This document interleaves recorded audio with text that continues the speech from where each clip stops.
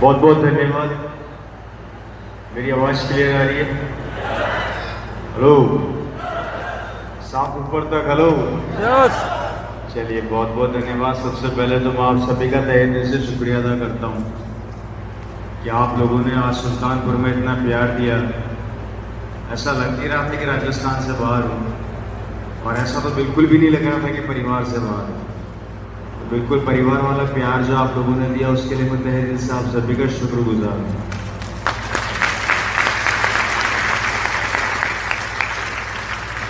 ये इस बिजनेस की क्वालिटी समझ लो, इस बिजनेस का बड़प्पन समझ लो कि यहाँ पर आपको सब कुछ मिलता है, पैसा, लाइफ स्टाइल, और सबसे बड़ी बात जो यहाँ पे ये प्यार मिलता है। ये प्यार कमाना बहुत मुश्किल काम है। मैंने अपनी ज़िंदगी में बहुत बड़े बड़े बिजनेसमैन देखे हैं, अच्छे अच्छे बड़े बड़े व्यापारी देखे हैं, अच्छी अच्छी पोस्टों पर बैठे नौकरी करते हुए लोगों को भी देखा है, लेकिन मैंने ऐसा सम्मान होते हुए कहीं पे भी नहीं देखा कि जो सब कुछ उसको है। बात समझ में आ रही है आप लोगों को? तो एक तो मेरा प्रॉब्लम है बहुत बड़ा, मेरे 2-3 बहुत खतरनाक प्रॉब्लम है। मुझे हंसते हुए चेहरे बहुत पसंद आते हैं, तो एक बार मुस्कुरा दो जिससे कि मुझे लगा कि आप लोग जिंदा हो, नहीं तो मैं निकल लूंगा। ये ऐसे टुकड़ों में मत हंसो, हंसना तो भी ढंग से हंसो। एक बार खड़े हो जाओ और जोरदार हंसो और एकदम से मस्त वाली ताली बजा दो अपने आप के लिए। बहुत अच्छे, बहुत अच्छे, बहुत अच्छे, बहुत शानदार। यही एक्साइटमेंट चाहिए, कम ऑन। और जो खड़े नहीं हुए उनको भी खड़े कर दो, वो नाराज है मुझसे। तालियां हो जाए एक बार शानदार। ये तालियां मेरी नहीं है, आप ही के लिए। बहुत बहुत धन्यवाद, थैंक यू। नींद उड़ गई? अब तो नींद नहीं आ रही?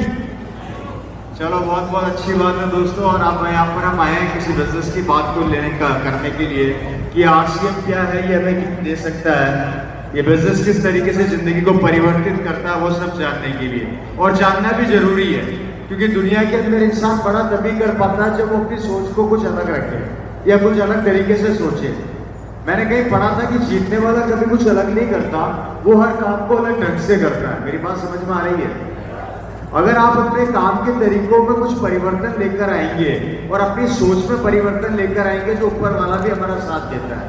लेकिन हमारे साथ सबसे बड़ा प्रॉब्लम क्या है, हमारे आसपास का माहौल हमें बड़ा करने पे इससे रोकता है। हमारे आसपास का जो माहौल है, जिस माहौल में हम रहते हैं, वो माहौल हमें हमेशा रोकता है कि हम बड़ा ना कर पाए। और उसी कारण से हम में से बहुत से लोग जो बड़ा करना चाहते हैं वो कर नहीं पाते। फॉर एग्जाम्पल, अगर आप कुछ बड़ा करने का प्लान करते हैं, आप जिंदगी में आगे बढ़ने की सोचते हैं, तो हमारे दोस्त, हमारे पड़ोसी, हमारे रिश्तेदार हमें क्या बोलते हैं? शक्ल देखिए इन्हें में, तू बड़ा करेगा, बचपन से देखता आ रहा हूँ, यहीं पे रहा है, यहीं पे रहे, ज्यादा बाहर निकलने की कोशिश मत कर। राइट? वो हमारी सोच को छोटा कर देते हैं। कारण ये है क्योंकि वो तो सफल होते नहीं है, और जो होना चाहते हैं उनको होने देते नहीं है। बात समझ में आ रही है? और इसी कारण से हम में से बहुत से लोग अपने सपनों से बहुत दूर हो जाते हैं। सपने कौन से? सपने वो जो हमने बचपन में देखे थे, सपने वो जहां पर हम जिंदगी में आगे बहुत कुछ करना चाहते थे, सपने वो जहां पर एक शानदार लाइफ स्टाइल जीना चाहते थे, है या नहीं? मुझे आज भी याद है, मैं अक्सर बोलता हूं कि जब मैं 18 साल का या 19 साल का रहा था, या आप लोग 18 या 19 साल के रहे होंगे, तो आपके सपने बहुत बड़े बड़े रहे होंगे। मैं राइट या रॉन्ग? सही कह रहा हूं, गलत कह रहा हूं? आपने भी सपने देखे होंगे कि एक दिन मेरे पास गाड़ी होगी, बैंक बैलेंस होगा, बंगला होगा, मेरी जिंदगी बहुत खूबसूरत होगी, मेरे ऊपर कोई कर्जा नहीं होगा, किसी तरह का कोई लोन नहीं होगा। Right sir? ये सपने हम देखते हैं, लेकिन हम जैसे जैसे उम्र के साथ साथ बड़े होते जाते हैं, तो हमारे सपने ऑटोमेटिक छोटे होते जाते हैं। मुझे आज भी याद है, जब आरसीएम हमारे परिवार में नहीं आया था और मैं छोटा था, मैं अपनी पढ़ाई कर रहा था, तो मैं हमेशा ये सोचा करता था कि मैं अपने मम्मी पापा को विदेश की यात्रा तो जरूर कराऊंगा। लेकिन जैसे जैसे मैं हकीकत की दुनिया में आया, जैसे जैसे मैंने अपनी एजुकेशन कंप्लीट करी और मार्केट में निकला, तो मुझे पता ये लगा कि भैया रवि, इस मार्केट के अंदर तू अकेला नहीं दौड़ रहा, 140 करोड़ रवि और दौड़ रहे हैं। कितने रवि और दौड़ रहे हैं? हेलो, 140 करोड़। और ये 140 करोड़ जो रवि दौड़ रहे हैं, ये सब एक ही काम के लिए दौड़ रहे हैं, पैसा कमाने के लिए। और पैसा कमाने के 3 रास्ते हैं, नौकरी, बिजनेस, तीसरा खेती बाड़ी। ये 3 ऐसे मेन रीजन है पूरे वर्ल्ड में जिससे आप पैसा कमा सकते हो। डिपेंड करता है नौकरी को कौन सी परिभाषा दी गई, प्राइवेट या गवर्नमेंट, बिजनेस, फैक्ट्री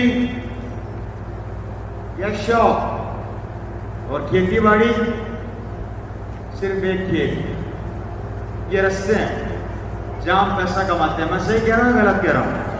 जब मैं अपनी एजुकेशन कंप्लीट करके यहां पर आया तो मुझे ये लगा कि यार मैं अकेला नहीं हूं, बहुत सारे रवि मार्केट में घूम रहे हैं जो पैसा कमाना चाहते हैं।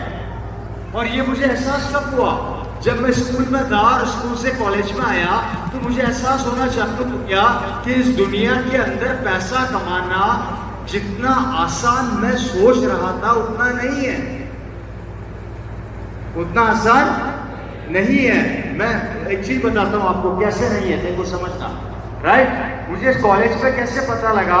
मैं जब कॉलेज में आया और कॉलेज में आके जब मैंने अपनी पढ़ाई चालू करी तो मेरी कॉलेज के अंदर ही बच्चे थे इतने सारे। ये सब बच्चे अपनी जिंदगी में कुछ करना चाहते थे, ये सब बच्चे आगे बढ़ना चाहते थे।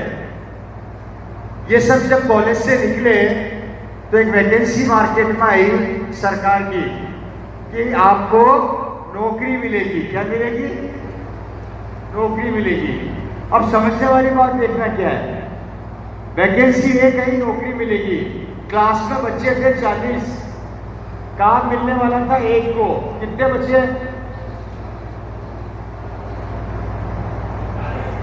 40 में से एक बच्चे को नौकरी मिली। कितने बच गए? 39, 39। अब जब ये 39 बच्चे बच गए, इसमें मेरा नाम भी था। जब इसमें मेरा नाम था तो मुझे पता लगा भैया एक को काम मिल गया, मैं क्या करूंगा? बात समझ में आ रही है? yes. और ये सिनेरियो बढ़ता गया 2000। अगर ये सिनेरियो 2024 का पकड़ते हो तो 2025 के अंदर ये 40 बच्चे 80 हो गए, ये 80 बच्चे 100 हो गए, ये 100 बच्चे 150 हो गए। जैसे जैसे समय बढ़ता जा रहा है जनसंख्या बढ़ती जा रही है, और जनसंख्या बढ़ती जा रही है तो कंपटीशन बढ़ता जा रहा है, और कंपटीशन बढ़ता जा रहा है तो काम खत्म होता जा रहा है, और काम खत्म होता जा रहा है तो बेरोजगारी बढ़ती जा रही है, और बेरोजगारी बढ़ती जा रही है तो बच्चे सड़कों पे घूम रहे हैं, और बच्चे सड़कों पे घूम रहे हैं तो वो अपने माँ बाप के दुश्मन बनते जा रहे हैं, और जब वो अपने माँ बाप के दुश्मन बनते जा रहे हैं तो उनमें से कई बच्चे डिप्रेशन में जा रहे हैं, और जब कुछ बच्चे डिप्रेशन में जा रहे हैं तो वो आत्महत्या कर रहे हैं। और आत्महत्या करने का नतीजा ये है कि 2025 में हिंदुस्तान के 0.5% बच्चे आत्महत्या कर रहे हैं, जो 2030 में हो जाएंगे 10% और 2034 तक आते आते हो जाएंगे 15%। अब समझ में ये नहीं आता काम कहां से लाएं, व्यापार कहां से लाएं, क्योंकि पुराने मगरमच्छ नई मछली को पैदा होने देते नहीं थे, उससे पहले खा जाते हैं। पुराने लोग काम छोड़ना नहीं चाहते हैं, नया काम आ नहीं रहा। अब मेरे को ये आप लोग बताइए कि मेरे जो सपने बचपन में थे या आपके जो सपने बचपन में थे अब पूरे कैसे होंगे और हम बड़े कब बनेंगे?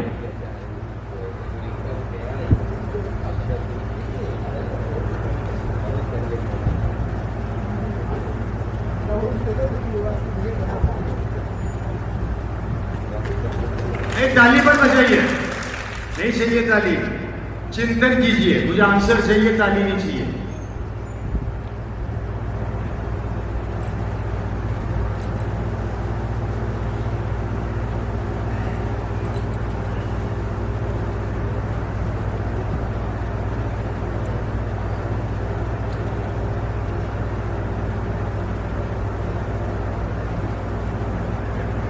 अच्छा, इसमें अगर आपका बच्चा हो गया तो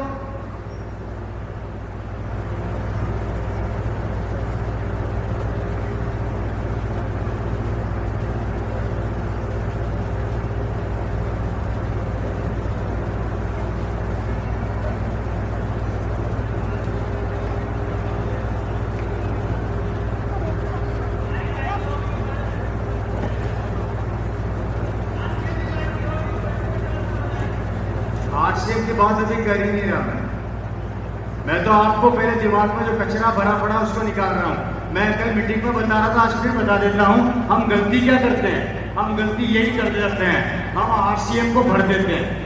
मैं बता देता हूं कैसे भर देते हैं। हमारी असफलता का सबसे बड़ा कारण क्या है? वो कारण ये है, ये हमारा माइंड है, ये हमारा सबका दिमाग है। इस दिमाग में ऑलरेडी टेंशन चल रही है, नौकरी, बिजनेस, बेरोजगारी, काम धंधा नहीं है, घर की टेंशन, बिजली का बिल, पानी का बिल, बच्चों की फीस, घर का किराया, मोटरसाइकिल की किस्त, ये ऑलरेडी दिमाग में चल रहा है। ये सारा ऑलरेडी माइंड में चल रहा है। अब उसको घुसा दिया आरसीएम। क्या घुसा दिया इसमें? आरसीएम। तो ये टोटल अंदर हो गई खिचड़ी। अब जब हम कचरा निकालते हैं बाहर मीटिंगों में आके, तो साथ में आरसीएम भी निकल जाता है, तो दिमाग फिर खाली। और जब दिमाग फिर खाली होता है तो फिर बोलते सर समझ में नहीं आया। समझ में तो आया सर, 2 महीने गया था, सामान खरीद के छोड़ दिया। वो इसलिए छोड़ दिया कि कचरे के अंदर और ज्यादा आरसीएम भर गया। पहले कचरा निकालते फिर आरसीएम घुसाते तो शायद वो अंदर ही रहता। बात समझना है? अभी मैं क्या कर रहा हूं? अभी मैं पहले इस कचरे को निकाल रहा हूं, फिर इसको घुसाऊंगा। आ रही बात समझ में? तो आरसीएम को समझने से पहले अपनी जिंदगी तो समझ लो कि चल क्या रही है।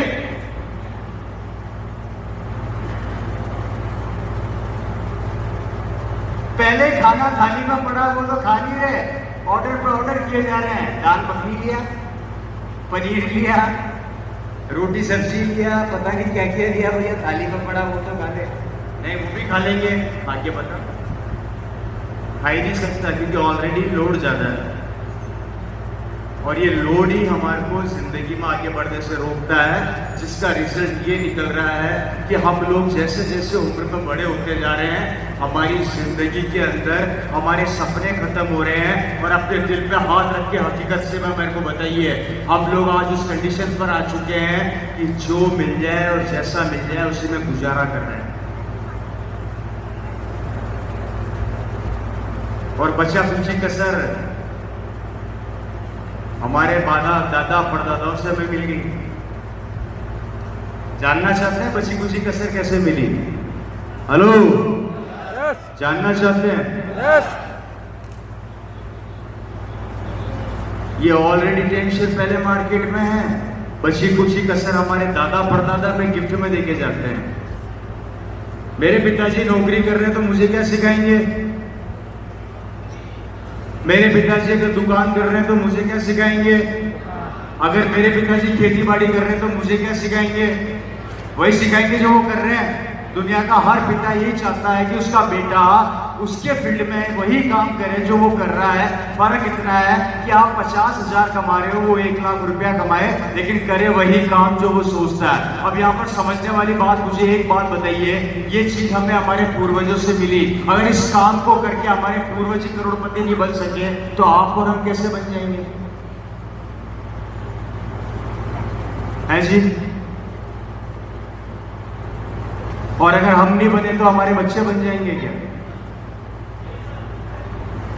तो फिर हम करोड़पति अरबपति कैसे बनेंगे और हमारे वो सपने जो टूट रहे हैं वो पूरे कैसे होंगे?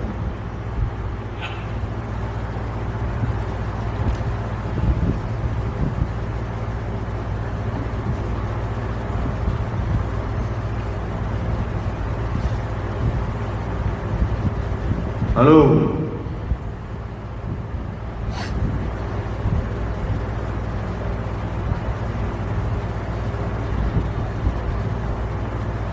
यही सोच हमें आगे बढ़ने से रोकती है। सिर्फ सिर्फ डिसीजन हम ले नहीं पाते, लड़ना हम चाहते नहीं है, लड़ने की हमारे अंदर हिम्मत हो नहीं पाती। कुछ नए काम को बताया जाता है तो सबसे पहले उसकी अच्छाइयाँ नहीं देखी जाती, उसकी कमियों को ढूंढा जाता है और उसके बाद उस काम को चालू किया जाता है कि भैया ये काम सही है या नहीं है। उसी कारण से हम में से बहुत से लोग आगे बढ़ने से रुक जाते हैं। भगवान श्री कृष्ण ने बोला था महाभारत के अंदर, हे अर्जुन, अगर मैं धनुष उठा लेता तो युद्ध एक दिन में खत्म कर देता। मेरा काम सिर्फ रास्ता दिखाना है, युद्ध लड़ना तो तेरा काम है। बोला था कि बोला था? युद्ध लड़ना तो तेरा काम है। अगर मैं खुद अगर धनुष उठा लूंगा तो महाभारत 1 घंटे 2 घंटे या 1 दिन में समेट दूंगा। उन्होंने कभी हथियार नहीं उठाया, उन्होंने सिर्फ रास्ता दिखाया। यहाँ पर आपको सिर्फ लोग आके रास्ता दिखाएंगे कि आपको जिंदगी में क्या करना और कहाँ चलना है दोस्तों।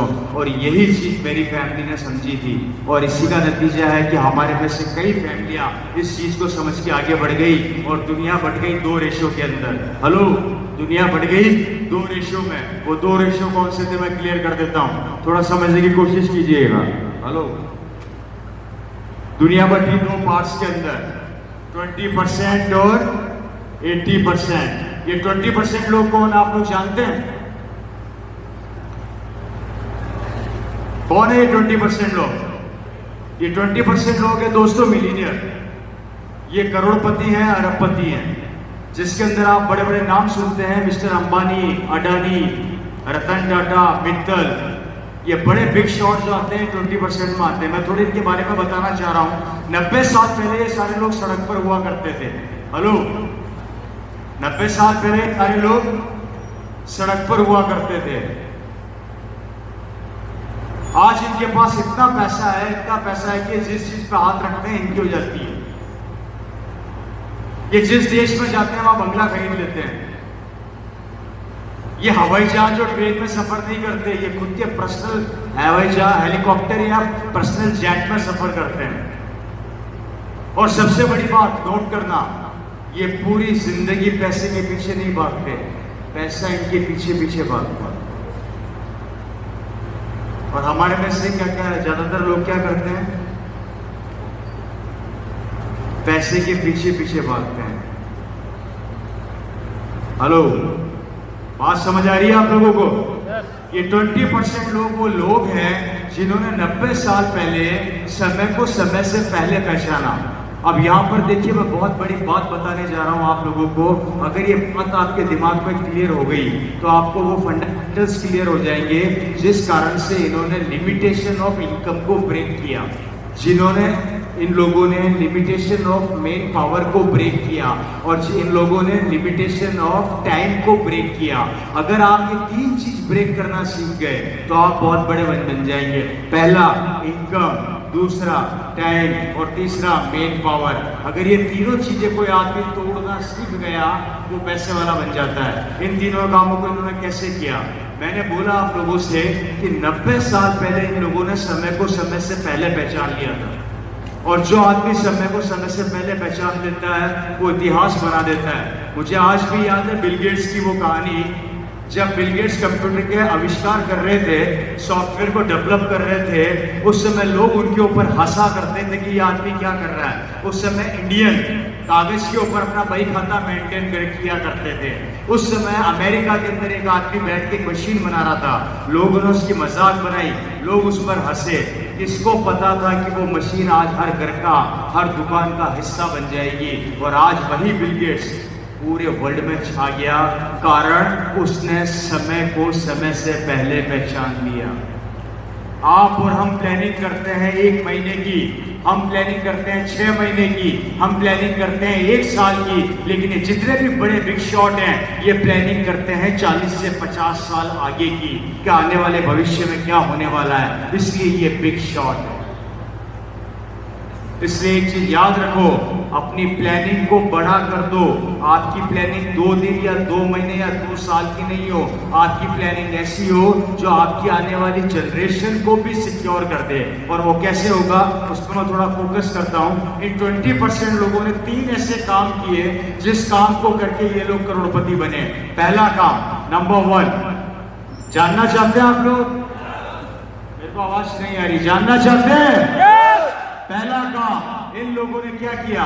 20% लोगों ने पहला काम किया ये, जिससे आप और हम बांटते हैं।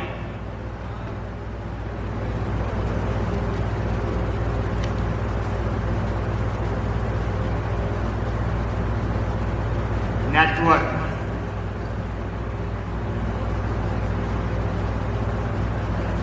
इन 20% लोगों ने 90 साल पहले पूरे हिंदुस्तान में अपने नेटवर्क को डेवलप करना सीख लिया।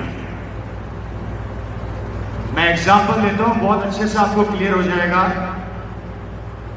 बाटा ने आज से लगभग 70-80 साल पहले 10,000 दुकानें पूरे हिंदुस्तान में ओपन करवाई अपने नाम से। अगर उसकी एक दुकान बंद हो जाती है तो कितनी दुकानें बचती है? 9,999, राइट सर? बस यही हमारी गलती है। ये दुकान 9,999 नहीं बचती। अगर एक बंद होगी तो 10 ओपन और हो चुकी होगी तब तक। इसलिए ये आंकड़ा कभी नीचे आने वाला नहीं है। इसने अपने नेटवर्क को पूरे हिंदुस्तान में बिल्ड किया। 2024 तक आते आते इसकी पूरे हिंदुस्तान में 1 लाख दुकानें हो गई।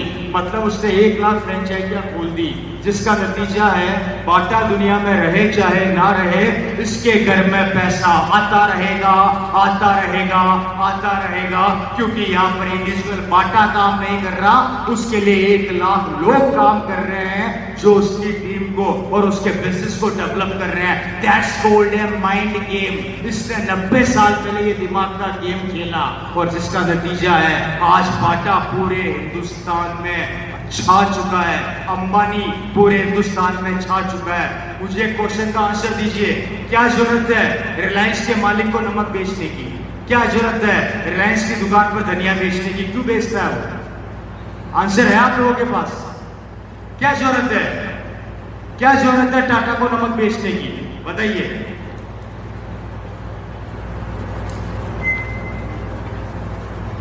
जो जैगुआर गाड़ी बेचता है, जिस गाड़ी की कॉस्टिंग 1 करोड़ रुपए के आसपास है, वही टाटा का मालिक जो ट्रक बेचता है, वही टाटा का मालिक जो बड़ी बड़ी कारें बनाता है, वो 18 रुपए का नमक क्यों बेच रहा है?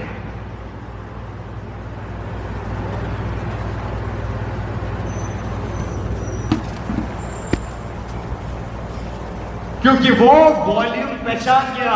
हिंदुस्तान का आम आदमी 1 करोड़ की गाड़ी नहीं खरीदेगा, 20 लाख का ट्रक नहीं खरीदेगा, लेकिन 18 रुपए का नमक जरूर खरीदेगा। उसने वॉल्यूम को पहचाना, उसने हमारी जनता की पावर को पहचाना, इसलिए आज उसका परिवार सिक्योर हो गया। क्या हम नेटवर्क बनाते हैं?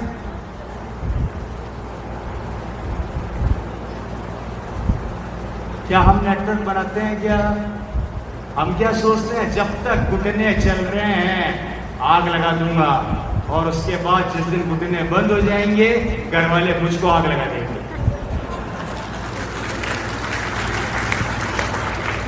समझे मेरी बात? Right sir? ये पावर है। मैं बताऊंगा आगे, इसके ऊपर मैं बहुत लंबा डिस्कस करूंगा आप लोगों के साथ। बात समझ में आ रही है? और तो नहीं हो रहे? इसलिए पहला काम, नेटवर्क को कभी इग्नोर मत करना। आरसीएम क्या सिखाता है? नेटवर्क बनाओ। Is it clear? पहला कारण ये। दूसरा कारण जानना चाहते हैं? ये 20% लोग दूसरा काम क्या करते हैं? ये 20% लोग दूसरा काम करते हैं, ये लोग कभी भी किसी काम को जब चालू करते हैं तो किसी से राय नहीं लेते। और आप और हम किसी भी काम को जब चालू करते हैं तो काम बाद में चालू करते हैं, राय पहले लेते हैं। अभी मैं एग्जांपल देखिए, इसको भी क्लियर कर देता हूं। आप में से कितने ही लोग जियो की सिम चलाते हैं? ऐसा कोई शख्स है जो आरसीएम से जुड़ा हुआ नहीं है और जियो की सिम चलाता हो? कोई है यहाँ पे? हाथ खड़ा करें एक बार कोने में। इधर कोई है ऐसा? अच्छा चलिए, वापिस एक बार हाथ खड़ा करें जो जियो की सिम चलाते हैं। ओके ठीक है, भैया खड़े हो जाओ, ध्यान से देखना है इस भाई साहब को। आगे आ जाओ, ऊपर भी दो। आप जियो की सिम चलाते हैं? चलाते हैं ओके। पकड़ ले हैं। जब जियो की सिम लॉन्च करी तो अंबानी साहब ने आपको फोन किया था क्या कि कल मैं जियो की सिम लॉन्च कर रहा हूँ, तो खरीदेगा कि नहीं खरीदेगा? नहीं सर, फोन नहीं किया। नहीं किया। चलानी किसको थी? मुझे चलाने बिल किसको भरना था? ये बता, तो आपसे पूछा क्यों नहीं अंबानी जी ने? मैं स्वेच्छा से किया, अपनी इच्छा से जियो का सिम लिया। आपने ले लिया, अंबानी ने लॉन्च किया, आपकी इच्छा से आपने ले लिया और आप सिम चला रहे हैं। अच्छा, आपके पास फोन आया ही नहीं, क्यों नहीं आया? कोई कारण? उनका बड़ा है। और नेटवर्क का हिस्सा कौन है? आप और हम। जी सर। हम नेटवर्क का हिस्सा है। जियो उन्होंने लॉन्च करी, सिम हमने खरीदी, चलाते हम हैं, और हमसे ही नहीं पूछा कि भैया मैं जियो की सिम लॉन्च कर रहा हूँ, तुम खरीदोगे या नहीं खरीदोगे, या तुम चलाओगे या नहीं चलाओगे? क्योंकि अंबानी जी को पता है अगर मैं जियो लॉन्च करूँगा तो ऑटोमेटिक पब्लिक खरीदेगी, क्योंकि उनको अपने डिसीजन पर भरोसा है। बात समझ में आ रही है? हेलो। और उससे बड़ा गेम तो उन्होंने अभी खेला। अभी उनके पुत्र साहब की शादी हुई जिस पर 4,500 करोड़ रुपए खर्च किए उन्होंने। वो शादी कब चालू हो गई, कब खत्म हुई, अभी हमें ही नहीं पता कि अभी चल भी रही है, खत्म हो गई। अभी तक आंकड़े नहीं आए हैं उसके, हो सकता है एक बार एक शादी और कर दे वो। 4,500 करोड़ रुपए उन्होंने खर्च किए। अब अंबानी जी का माइंड देखना, उनको पता था कि मेरा पूरे हिंदुस्तान में 47 करोड़ लोगों का नेटवर्क है। उन्होंने किसको टारगेट किया सबसे पहले? किसको टारगेट किया? जिससे आप और हम भागते हैं, आप और हम डरते हैं। उन्होंने सबसे पहले टारगेट किया नेटवर्क को, क्योंकि उनके पास ये टीम तैयार थी। अब देखो दिमाग का गेम। अंबानी ने जी ने क्या खेला? मिस्टर अंबानी ने 47 करोड़ नेटवर्क को जैसे अपने बेटे की शादी में 4,500 करोड़ खर्च किया, उन्होंने अगले दिन 299 के प्लान को 399 कर दिया। अब कैलकुलेशन समझाता हूं। वो प्लान जब उन्होंने लॉन्च किया तो एक आदमी से उन्होंने 100 रुपया निकाला। कितना रुपया निकाला? तो 47 करोड़ आदमियों से कितना कलेक्शन गया? 4,700 करोड़ रुपया। शादी में खर्चा कितना हुआ? 4,500 करोड़ रुपया। अभी भी 200 करोड़ प्रॉफिट में है। अभी भी वो 200 करोड़ प्रॉफिट में जा रहे हैं। शादी भी निपटा दी। क्यों? क्योंकि उनके पास क्या था? नेटवर्क था, और उन्होंने किसी से राय नहीं ली।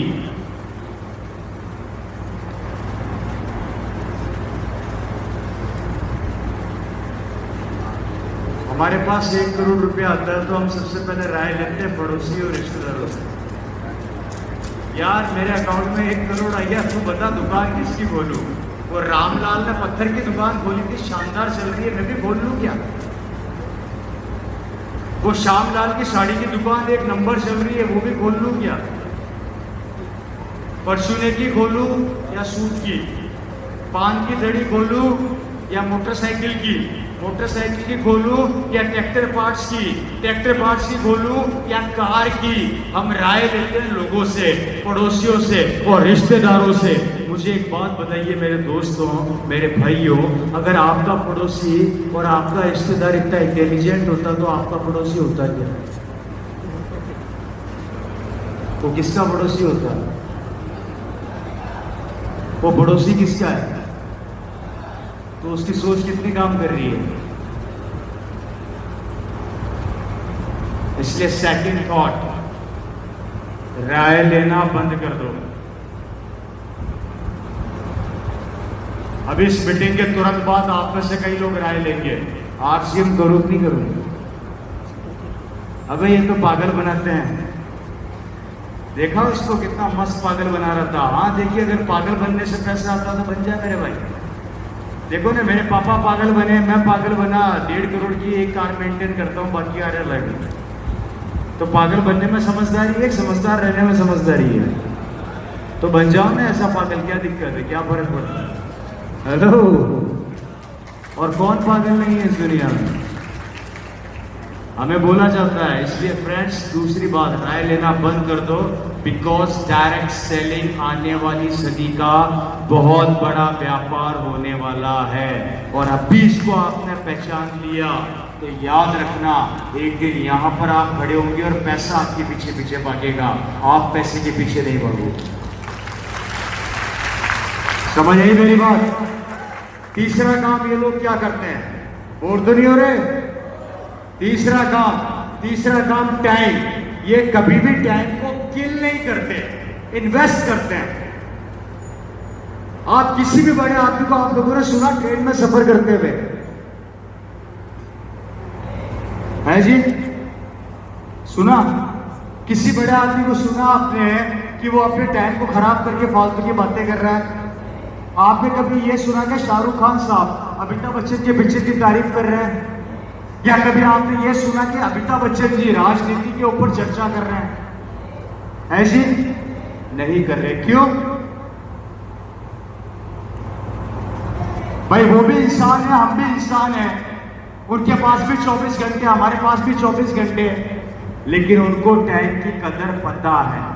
इसलिए कोई भी बड़ा आदमी अपने समय को किल नहीं करता, इन्वेस्ट करता है अपने अगले काम के लिए। हेलो? और आप पर हम में से ज्यादातर लोग, देखिए मुझे यहाँ का नहीं पता, हमारे राजस्थान का बता रहा हूँ, हमारे में से ज्यादातर लोग अपने समय को किल करते हैं राजनीति पर चर्चा करके, पिक्चरों पर चर्चा करके, सब्जियों पर चर्चा करके, दोस्तों के साथ बैठ के ताश खेलने में, फालतू की बातें करने में। 3 से 4 घंटा एक आदमी पर डे खराब कर रहा है इस समय अपने। आप यूनिवर्सल आंकड़े निकलवा लेना, एक आदमी का एवरेज निकल कर आ रहा है जो 2 से 3 घंटे खराब करता है पर डे फालतू बातों को करने में। और ये लोग उस काम को इन्वेस्ट करते हैं अपने बिजनेस को बढ़ाने में। इसलिए सेकंड थॉट, कभी भी अपने समय को किल मत करो, इन्वेस्ट करना सीख जाओ। आज संडे था, मेरा नेटवर्क पूरे हिंदुस्तान में है, मैं भी पिक्चर देख सकता था, मैं भी अपने परिवार के साथ घूम सकता था। यहाँ पर इतना दूर सुल्तानपुर में आके आप लोगों के सामने क्यों खड़ा हूं? एक चीज क्लियर कर देता हूं, मैं यहाँ पर पैसों के लिए नहीं आया हूं। मेरे पास ऑलरेडी इतनी इनकम आती है जितनी आप सोच भी नहीं सकते। मैं यहाँ पर आया हूं सिर्फ आपके बच्चों के लिए कि एक दिन आपका बेटा भी इस बिजनेस का डायमंड बन जाए।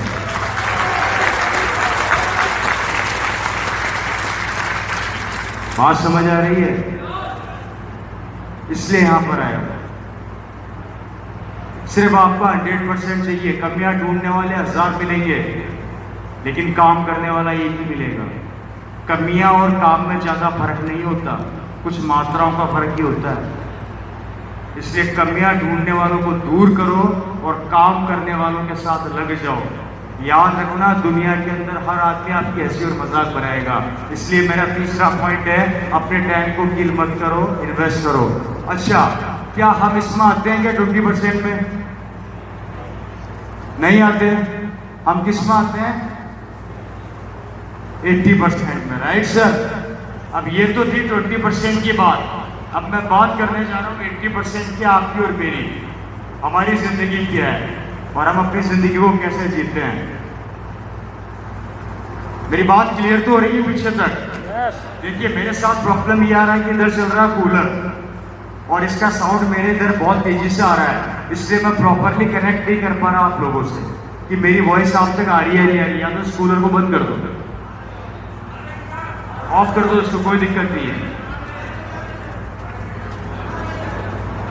नहीं, मैं कनेक्ट नहीं कर पा रहा एक्चुअली आपको प्रॉपरली, और मेरा कनेक्ट करना बहुत ज्यादा जरूरी है। इसको खोलो, अच्छे से निकालो।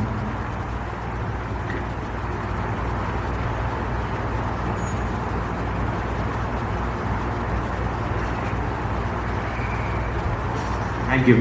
राइट सर, अब मैं थोड़ा सा कनेक्ट कर पा रहा हूँ आप लोगों से, जिससे मेरी वॉइस मुझे महसूस हो रही है कि आप तक क्लियर आ रही है। राइट सर, अब मैं बात कर रहा हूँ 80% लोगों की। 80% लोग कौन है? 80% लोग आप और हम हैं। मैं थोड़ा सा इसके बारे में बता देना चाहता हूँ। इसको पूरे वर्ल्ड में 3 कैटेगरी में बांटा गया है, नंबर 1, नंबर 2, नंबर 3। पहली कैटेगरी, दूसरी कैटेगरी और तीसरी कैटेगरी। सबसे पहले हम मिलते हैं पहली कैटेगरी से। कि ये 80% की पहली कैटेगरी कौन सी होती है। मिलना चाहते हैं आप लोग इन लोगों से? मिलना चाहते हैं भैया? क्योंकि 20% में तो हम आते नहीं हैं, करोड़पति अरबपति तो हम लोग हैं नहीं, राइट सर? पैसा हमारे पीछे तो भागता नहीं है, हम भी पैसे के पीछे भागते हैं। अब अपने आप से भी मिल लेते हैं, राइट सर? 80% की पहली कैटेगरी कौन सी है, मैं थोड़ा सा इस पर फोकस करता हूँ। ये कैटेगरी हमारे समाज में पाई जाती है। मुझे यहाँ का नहीं पता, मुझे मेरी स्टेट का पता है। अगर यहाँ पर पाई जाए तो मुझे बता देना, ठीक है सर? बता दोगे? पहली कैटेगरी सुबह 7 बजे उठती है, 8 बजे तक नहा धो के तैयार होती है, 9 बजे तक ये खाना वाना खाती है, इसकी बीवी इससे एक शानदार टिफिन बना के तैयार कर देती है। ये मोटरसाइकिल निकालते हैं, मोटरसाइकिल पे अपना टिफिन लटकाते हैं, किक मारते हैं, सीधा ऑफिस में जाते हैं और मस्ती से वहाँ बैठ के काम करते हैं। 1 से 2 के बीच में जो बीवी ने टिफिन भेजा उसको खोलते हैं, खाना खाते हैं, गप्पे मारते हैं, उसके बाद 2 से वापस काम पर लग जाते हैं। 4 बजे अपने घर पर फ़ोन करके अपनी बीवी को बोलते हैं कि मैं घर पे आ रहा हूँ, गरम गरम खाना बना देना। इनकी बीवी इनके लिए गरम गरम खाना बना देती है। ये घर पहुँचते हैं, कपड़े चेंज करते हैं, बीवी और टीवी दोनों साथ में देखते हैं, खाना खाते हैं और सो जाते हैं।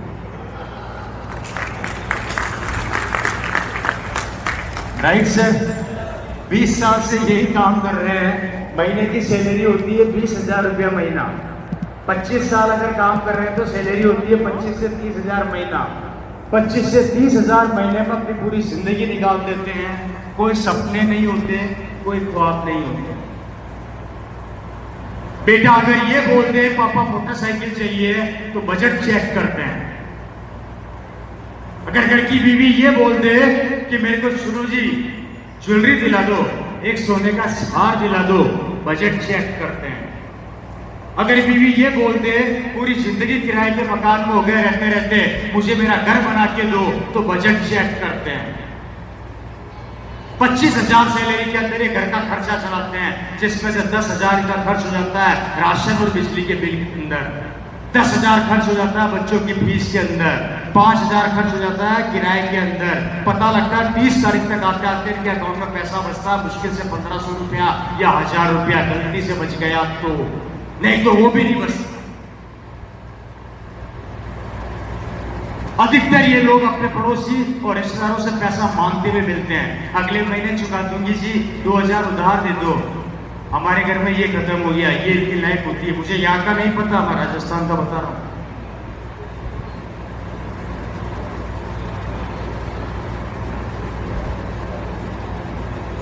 पूरी जिंदगी खत्म करने के बाद थोड़ा सा पैसा इकट्ठा करते हैं, 10 लाख रुपया। कितना इकट्ठा करते हैं साहब? 10 लाख रुपया। तो बेटी बोलती है कि पापा पापा मुझे डॉक्टर बनना है, मुझे दिल्ली जाके पढ़ाई करनी है। बेटा फीस कितनी लगेगी? बोले 8 लाख रुपया लगेगी। एक काम करिए 8 लाख ले जा, मेरी पूरी जिंदगी का पैसा। ये बेटी दिल्ली चली जाती है डॉक्टर बनने। अकाउंट में बचते हैं 2 लाख रुपए। 2 लाख रुपए लेकर सुल्तानपुर के बाहर जाते हैं, छोटा सा प्लॉट खरीदते हैं जिस पर 2 लाख रुपए की डाउन पेमेंट कर देते हैं और 10 लाख रुपए का लोन ले लेते हैं। और 10 लाख रुपए का लोन चुकाते चुकाते चुकाते भगवान को प्यारे हो जाते हैं। पूरी जिंदगी मेहनत करने के बाद बड़ी मुश्किल से 2 कमरे खड़े कर पाते हैं। 8 लाख रुपया बच्चे की एजुकेशन पे खर्च करते हैं। 8 लाख खर्च करने के बाद जब बच्ची एजुकेशन लेकर आती है, एजुकेशन लेकर तो हमें पैसे के कहां से लाएगी? क्योंकि हमारे समाज का एक रोना और भी है, डॉक्टर तो रामलाल शानदार है, दवाई सीधी लगती है। अरे वो बच्ची पढ़ कर ही उसके पास भी चला जाए, उसकी भी दवाई लग जाएगी, एक बार दिखा तो दे। नहीं साहब, हमारा तो खानदानी डॉक्टर है, उसी के पास ही जाएंगे। तो ये भी हमारे समाज में एक भ्रांति है। पुराना डॉक्टर छूटता नहीं है, नया समझ में आता नहीं है। और जो नया है वो एजुकेशन लेकर आया भी इतना पैसा खर्च करके, वो पूरी जिंदगी बैठा बैठा ग्राहकों का पेशेंट का इंतजार करता है, कब पेशेंट आएगा।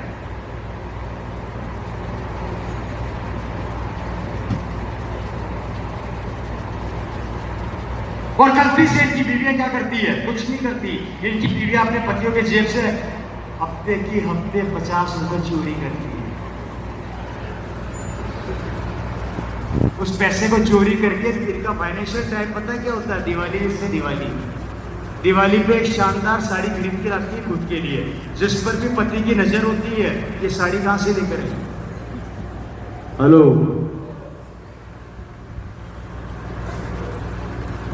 ये होती है एक नौकरी करने वाले की लाइफ। पूरी जिंदगी मेहनत करके बैंक बैलेंस पूछो, मैंने तो आज तक नहीं सुना भैया कि नौकरी करने वाले के बैंक अकाउंट में 2 करोड़ रुपया पड़ा है। आपने सुना हो तो पता है।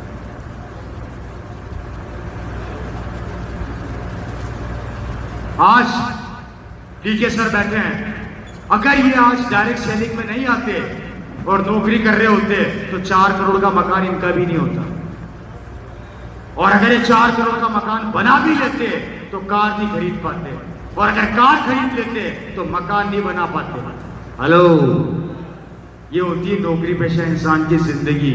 और ये अपने बच्चों को भी यही सिखाता है और उनका बच्चा भी यही काम करता है, जिसका नतीजा है कि हिंदुस्तान का बहुत बड़ा पॉपुलेशन आज इस बीमारी का शिकार है, जिसे बोला जाता है नौकरी। कैसी लगी? करनी चाहिए ना? करनी चाहिए। आगे बढ़े। ये है हमारे समाज की पहली कैटेगरी।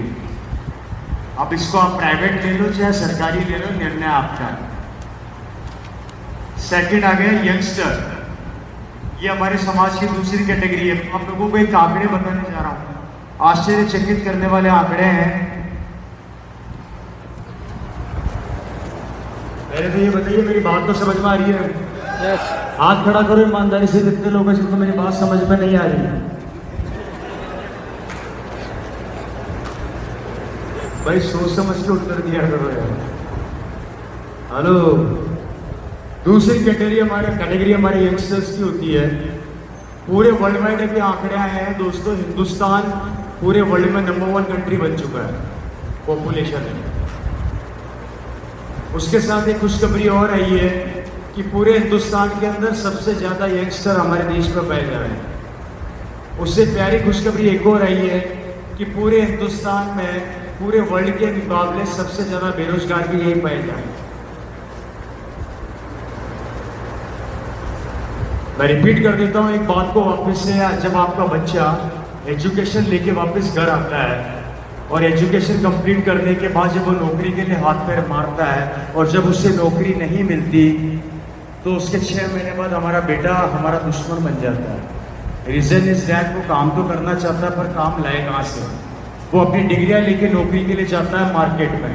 वो बोलता है कि मैं महीने का 50,000 रुपया लूंगा, तो पीछे से एक आवाज आती है कि सर मैं 40,000 रुपये करने को तैयार हुई, नौकरी मेरे को दे दो। कंपटीशन बढ़ चुका है। लाखों रुपए की एजुकेशन लेने के बाद भी हमारे यंगस्टर आज की तारीख में सड़कों के ऊपर घूम रहे हैं। काम धंधे बचे नहीं है और बचा कुचा ऑनलाइन खा गया।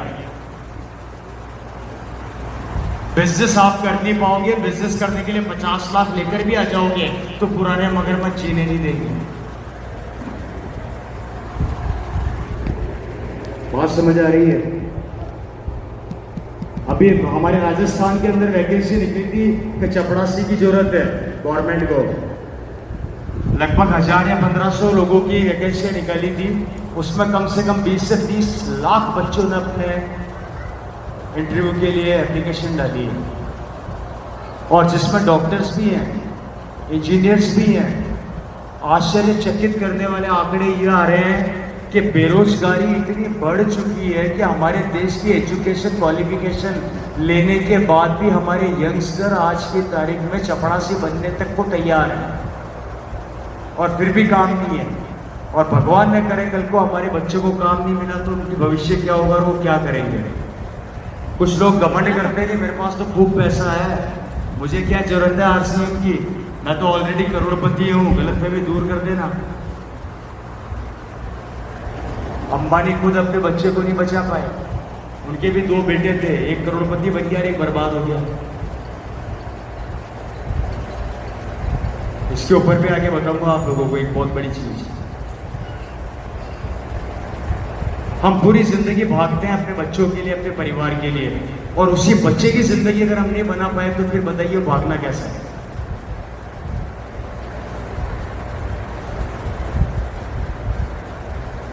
और आखिरी में बता चुका हूं कि डिप्रेशन का शिकार हो रहा है हमारा बच्चा।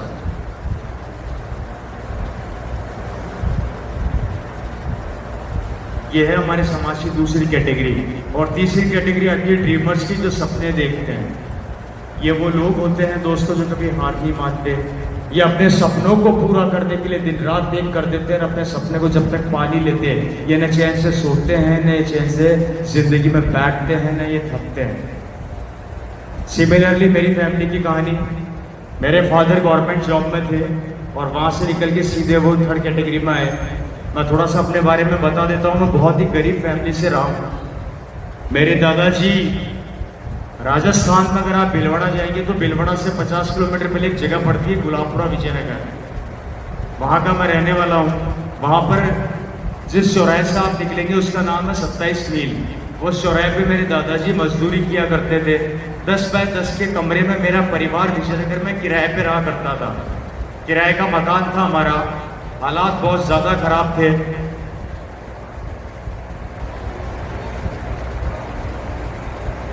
मेरे फादर ने छोटी सी उम्र में कचौरी बेचने का काम चालू कर दिया था। कारण यह था कि घर की स्थिति इतनी ज़्यादा खराब थी, जो गाय सड़क पर गोबर कर देती है उस गोबर को इकट्ठा करके मेरे फादर लेकर आते थे, उसको सुखाया जाता था। दैन 2 दिन बाद मेरे घर का चूल्हा जलता था। 7 जनों का पेट पालना मेरे दादाजी के लिए मुश्किल हुआ करता था। वो अक्सर मेरे फादर को बोला करते थे, क्योंकि मेरे पिताजी से बड़ी मेरी बुआ थी और बुआ से जस्ट छोटे मेरे फादर थे। यहाँ पर क्या बोलते हैं, बुआ ही बोलते हैं। बुआ थी तो बुआ से जस्ट छोटे मेरे फादर थे। तो मेरे फादर को अक्सर मेरे दादाजी बोला करते थे कि बेटा एक काम पे किसी साइकिल की दुकान पे टायर वायर खोलने का काम सीख ले, 2 पैसा कमा के लाएगा। मेरे फादर ने मना कर दिया। आज भी कभी आप निकलो जयपुर से भीलवाड़ा के लिए तो किसी से पूछना विजयनगर कब आएगा, आपको बोर्ड दिख जाएगा। वहाँ पर आप चले जाएंगे तो आपको दिख जाएगा। एंटर विजयनगर में एंटर करते एक सरकारी अस्पताल है, उसके सामने जस्ट एक कमरा बना हुआ है। वो कमरा आज भी है। उस कमरे के अंदर वो किराए पर रहा करते थे। वहाँ आसपास पूछोगे तो लोग बता देंगे। तो 10 बाय 10 के कमरे से उन्होंने अपना करियर स्टार्ट किया। मेरे फादर ने 13-14 साल की उम्र में कचौरी बेचना चालू कर दिया था। सरकारी दफ्तरों के अंदर जाते थे, स्कूल में जाके वो कचौरी बेचते थे। पढ़ाई कंप्लीट होने के बाद स्कूल के बाहर कचौरी लेके बैठ जाते थे। सरकारी दफ्तरों के अंदर स्कूल से आके कचौरी लेके चले जाते थे। इस टाइप का वो काम करा करते थे। जैसे तैसे उन्होंने अपना स्कूल पूरा किया। स्कूल से निकल के वो अजमेर गए। अजमेर में एक कॉलेज है जिसका नाम है डीएवी कॉलेज। हेलो, पता कर लेना आप लोग। डीएवी कॉलेज में मेरे फादर ने एडमिशन लिया और वहाँ पर भी हालात इतने ज़्यादा खराब थे कि कचौरी बेच बेच के उन्होंने अपने कॉलेज की पढ़ाई को कंप्लीट किया। ढाबा जानते हैं, ढाबा ही बोलते हैं यहाँ पे भी। ढाबे के अंदर वो कचौरी बेचते थे और उसी ढाबे में रहा करते थे। उनके बचपन का दोस्त उनको बोला करता था कि एक काम कर, तू ढाबे में मत रहा कर, तू घर पे आ जा। घर से मतलब मेरे कमरे पे आ जा, क्योंकि उनके बचपन के दोस्त ने वहाँ पे कमरा ले रखा था अजमेर में। तो मेरे फादर उसके पास चले गए। दोनों उसी कमरे में रहा करते थे। वो बचपन का दोस्त उनका उसी कमरे में रहा करता था।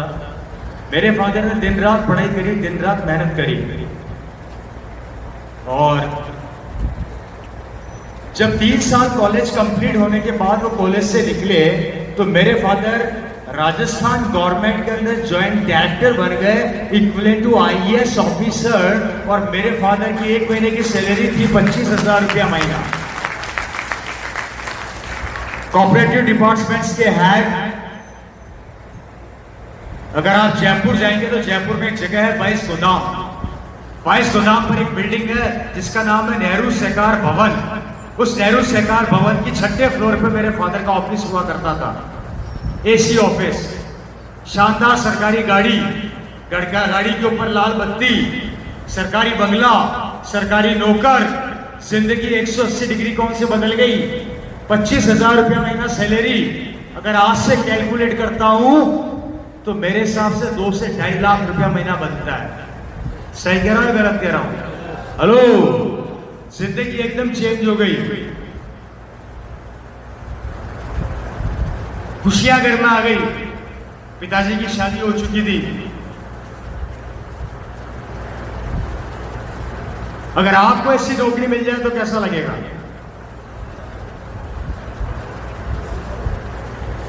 हेलो, कैसा लगेगा? बहुत अच्छा, अच्छा लगेगा सबको। बस यही हमारा ड्रॉबैक है, यही हमारी सबसे बड़ी कमजोरी है। अच्छा क्यों लगेगा? अच्छा क्यों लगेगा?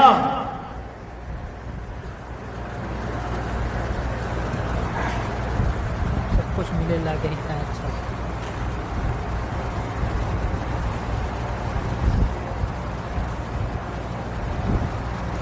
आपको अच्छा लगा था ना? मुझे एक बात बताओ, सरकारी नौकरी जो मिली, वो सरकारी नौकरी मेरे फादर की पर्सनल थी या सरकार की थी? सरकारी बंगला जो मिला वो मेरे फादर का था या सरकार का था? सरकार का। सरकारी बत्ती जो लाल रंग की मिली थी वो सरकार की थी या मेरे फादर की थी? सरकार की। अच्छा, वो सरकारी जो नौकर मिले थे वो फादर के थे या सरकार के थे?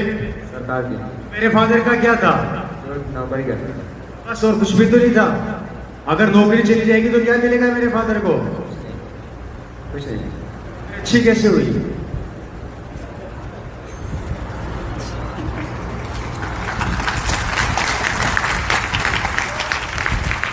अच्छी कैसे हुई?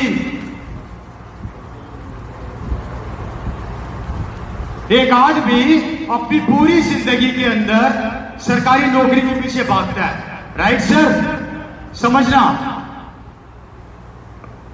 30,000 रुपया महीना सैलरी मिलती है जिससे घर के खर्चे चलते हैं, बैंक बैलेंस नहीं बनता। सही कह रहा हूं या गलत कह रहा हूं? राइट। 65 साल नौकरी करता है, 65 साल नौकरी करके रिटायर होता है तो सरकार उसको देती है 70 लाख रुपया, जो आपके प्रोविडेंट फंड और सब पैसा मिला के इकट्ठा होता है, जो भी होता है, ये मेरे को नहीं पता, राइट सर? कितना मिलता है? 70 लाख रुपया। इसमें से 50 लाख हो जाता है घर बनाने में खर्च, 10 लाख का खर्चा हो जाता है बेटी की शादी में, और 10 लाख का खर्चा हो जाता है बच्चे की एजुकेशन पे लिया हुआ लोन। टोटल 65 साल से 75 साल की उम्र तक आते आते बैंक का बैलेंस हो जाता है मुर्गी का अंडा। मुझे बताओ सरकारी नौकरी अच्छी कैसे हुई?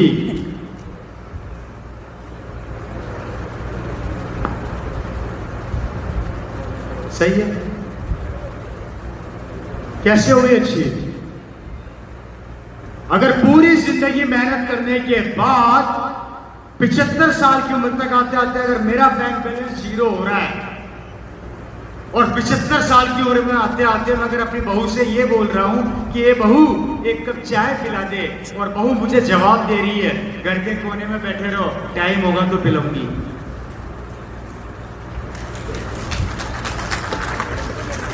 तो मुझे बताओ ये सरकारी नौकरी अच्छी कैसे हुई?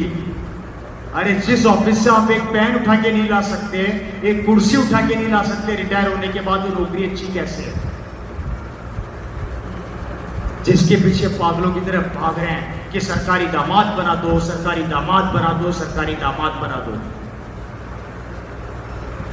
जहां 75 साल की उम्र में हमारी जेब में 1 रुपया नहीं होता, वहां पर आरसीएम बोलती है क्या हुआ कि सर कोई काम नहीं बचा, फॉर्म लगा दे, 5 साल मेहनत कर, 80 साल में तेरे महीने की इनकम होगी 1 लाख रुपया महीना।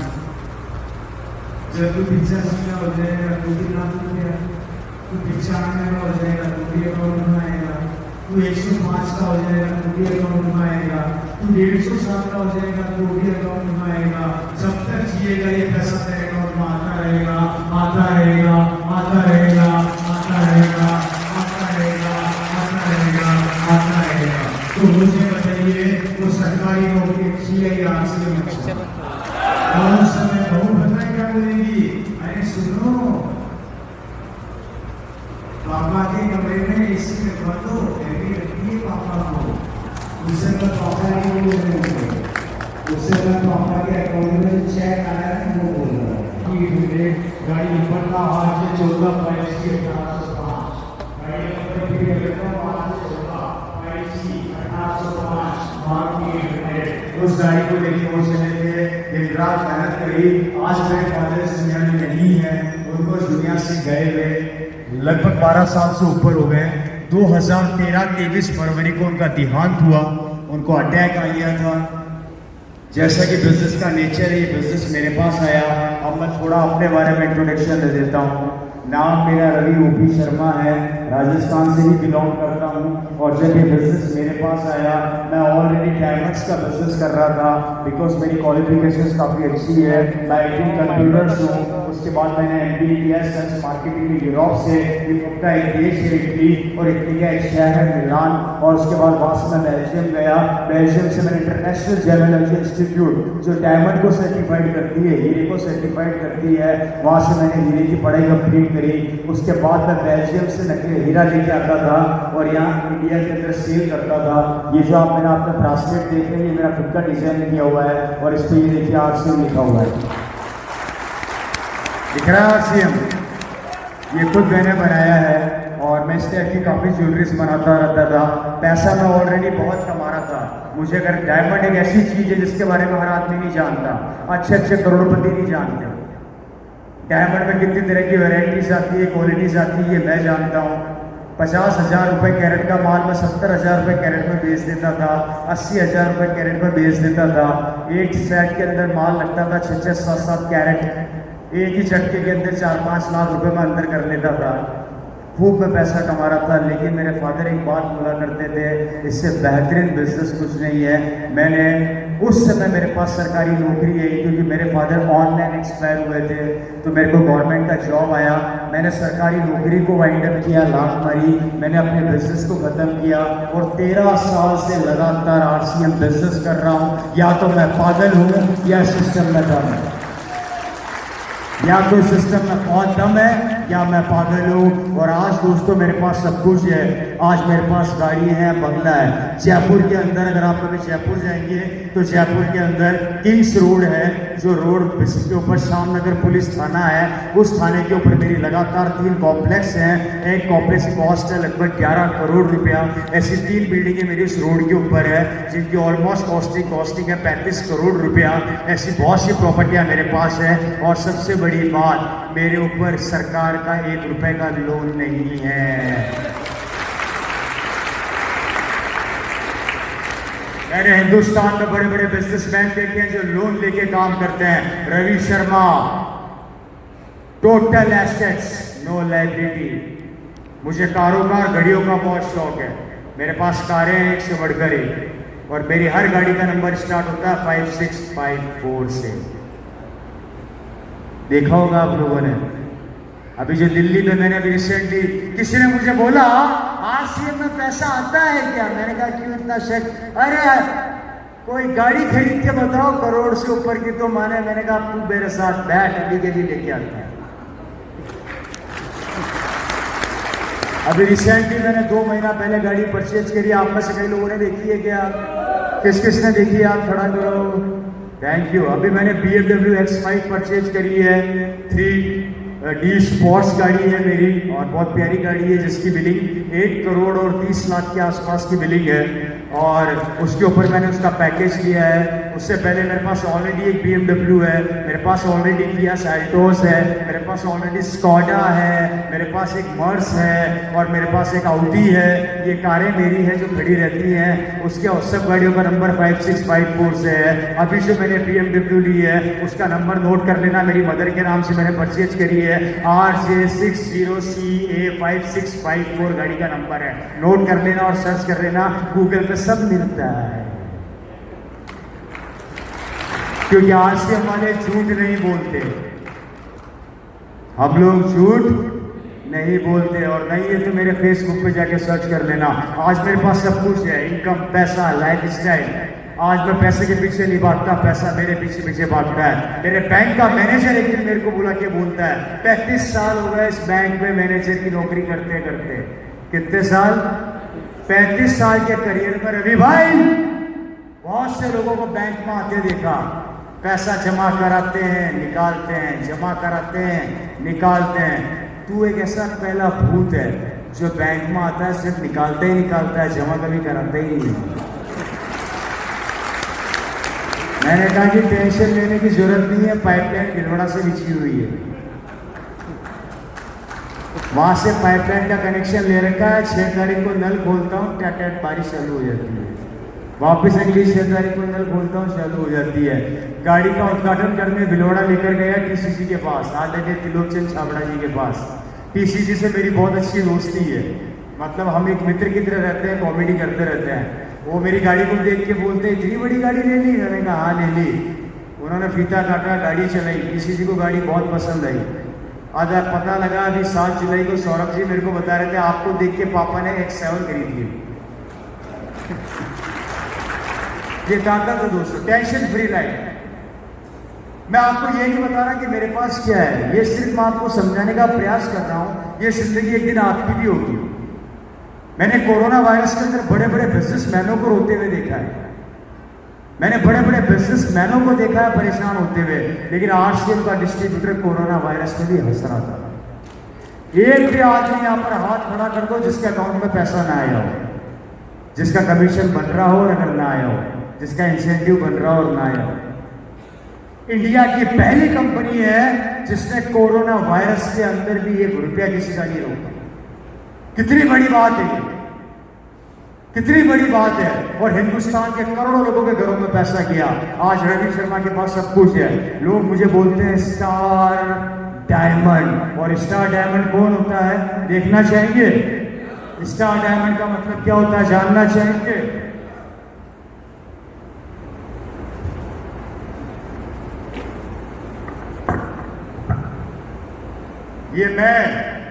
ये मेरी 2 लेगे हैं।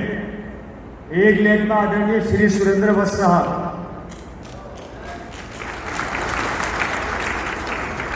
और मेरी दूसरी लेग में मिस्टर विजेंद्र सिंह राठौर, दोनों डायमंड।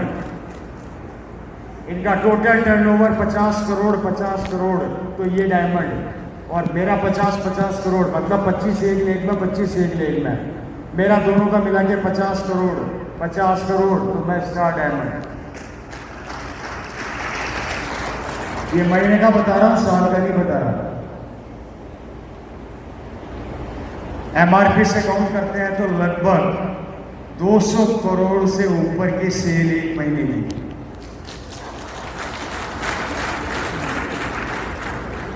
एक तारीख को बिजनेस क्लोज होता है। अभी मैं बता रहा था सुबह डीके साहब को, डीके साहब बोल रहे थे कि रवि जी क्लोजिंग होगी तो आपका 5-7 लाख का चेक एक दिन का बन जाएगा। मैंने कहा बन जाएगा ना। 1 तारीख को बिजनेस क्लोज होता है, सॉरी 30 को। 1 तारीख को चालू होता है सुबह 7 बजे पर, 11 बजे सॉरी स्टार पर 11 बजे तक आते आते मेरा बिजनेस होता है एमरल्ड का। 12 साढ़े 12 बजे तक स्टार एमरल्ड लगभग 2:30-3 बजे के आसपास होगी, और रात को 8-9 बजे के आसपास स्टार रूबी का बिजनेस हो चुका होता है। अभी तो 29 दिन बाकी है। ये पावर है इस बिजनेस की, क्योंकि यहाँ पे नेटवर्क काम करता है। मेरी बात समझ में आ रही है? चाहते हैं ऐसी लाइफ स्टाइल, चाहते हैं ऐसी जिंदगी, कुछ भी नहीं करना, सिर्फ एक काम करना है, 5 साल के लिए भूत बन जाओ। 5 साल के लिए अपने घर और अपने परिवार को छोड़ दो। इस बिजनेस का सबसे बड़ा गुरु मंत्र दे रहा हूं आप लोगों को। इस बिजनेस में अगर तेजी में सफलता चाहिए तो मेरी एक बात याद रखना, जितना पास से इस बिजनेस को चालू करोगे सफलता उतनी देर से आएगी, और जितना दूर जाके इस बिजनेस को डेवलप करोगे सफलता उतनी जल्दी आएगी। ये बात अपने दिमाग में बिठा लेना। हम गलती क्या करते हैं? हम गलती करते हैं, अगर हमने सुल्तानपुर में ज्वाइन किया तो हम सुल्तानपुर के सराउंडिंग में बिजनेस करते हैं। आपका बिजनेस और आपका पिन लेवल कभी नहीं बदलेगा। आपको बाहर निकलना पड़ेगा। आप राजस्थान जाइए, आप एमपी में जाइए, आप हरियाणा में जाइए, आप जम्मू में जाइए, आप नीचे साउथ में चले जाइए। आप अगर बिजनेस को वहां जाके डेवलप करेंगे आपका बिजनेस तेजी से बढ़ेगा। ये हो गया आपका टारगेट, और या लगाओ निशाना सेंटर के अंदर, दमादम आपकी पिन बदलती जाएगी और बहुत तेजी से आप डायमंड जोड़ करते चले जाओगे। 5 साल के लिए आपको 3-4 काम करते हैं। पहला काम, 5 साल के लिए इस बिजनेस को के लिए भूत बन जाना, घर छोड़ देना। कोई फर्क नहीं पड़ता, 4-5 साल बाद घर छोड़ दोगे तो। पहला काम क्या करना है? पहला काम, कभी अपने दिमाग को नेगेटिव मत होने देना। दूसरा काम, कभी कंपनी पे शक मत करना। डायरेक्ट सेलिंग इंडस्ट्री में पूरे वर्ल्ड की बात कर रहा हूँ। आप चाहो तो गूगल पे सर्च कर सकते हो और आप चाहो तो कंपनी का इंफ्रास्ट्रक्चर देख सकते हो।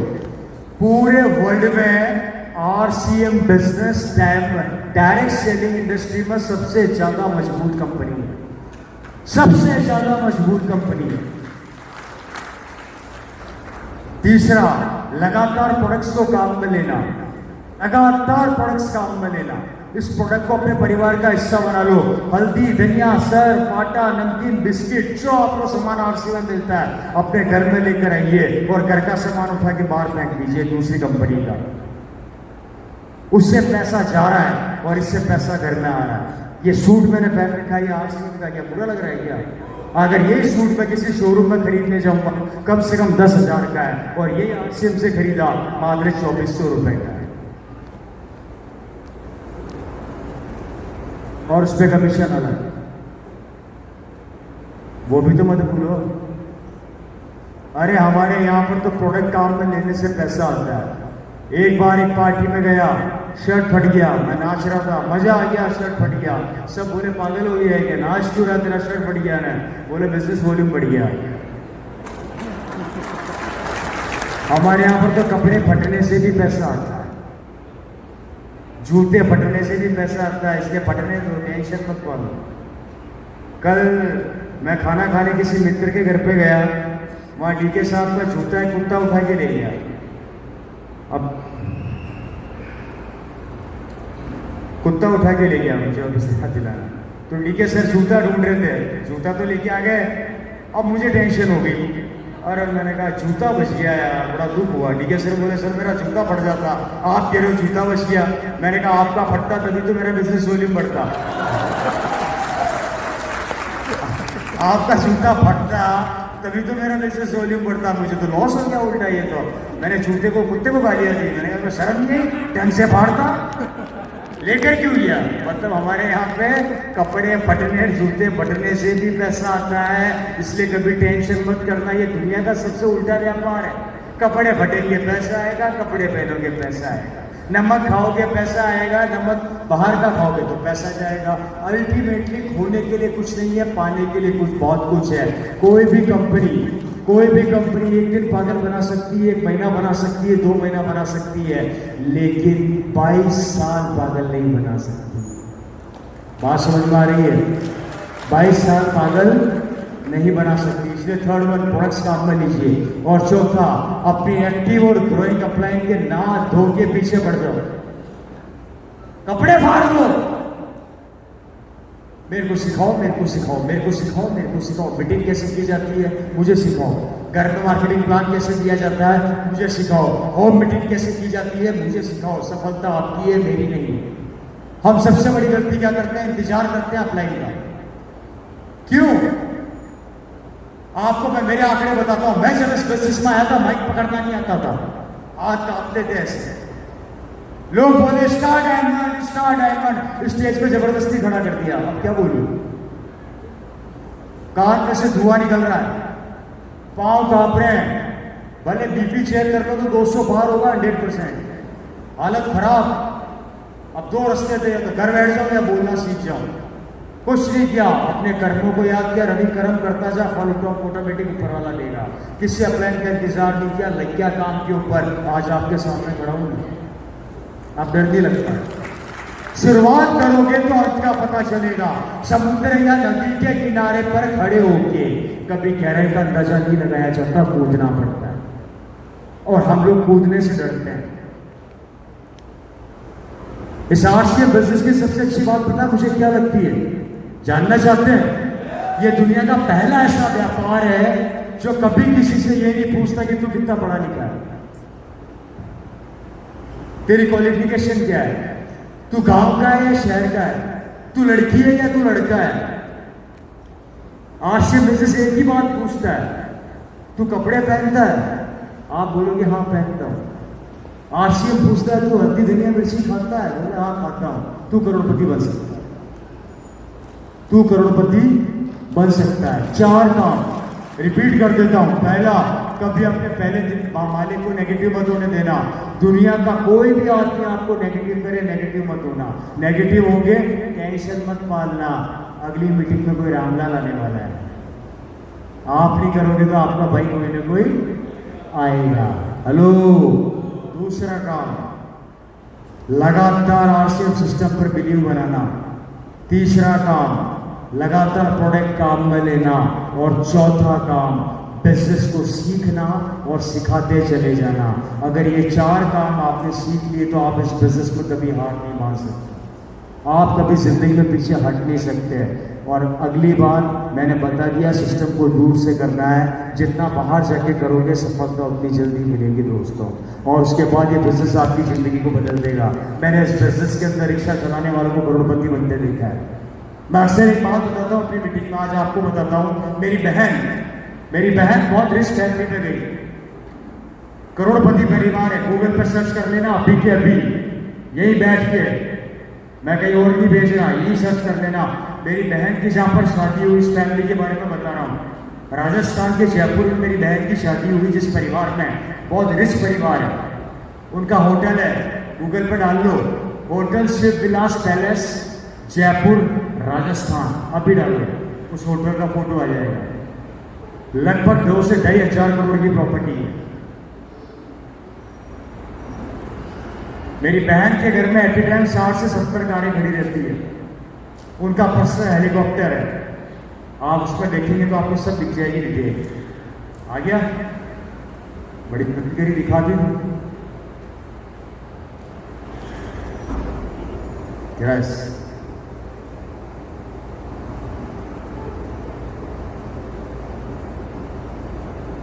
ये होटल है, काफ़ी बड़ी होटल है, आप चाहे तो गूगल में सर्च कर लीजिएगा, जहाँ मेरी बहन की शादी हुई है।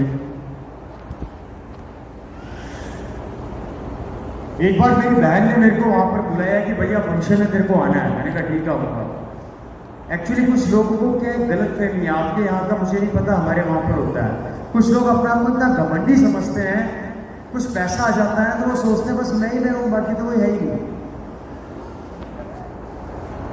मेरे को शादी के फंक्शन में बुलाया, मैं चला गया। वहां पे कुछ करोड़पति लोग आए हुए थे। पैसे वाले का दोस्त कौन होगा? सिंपल सा थॉट है।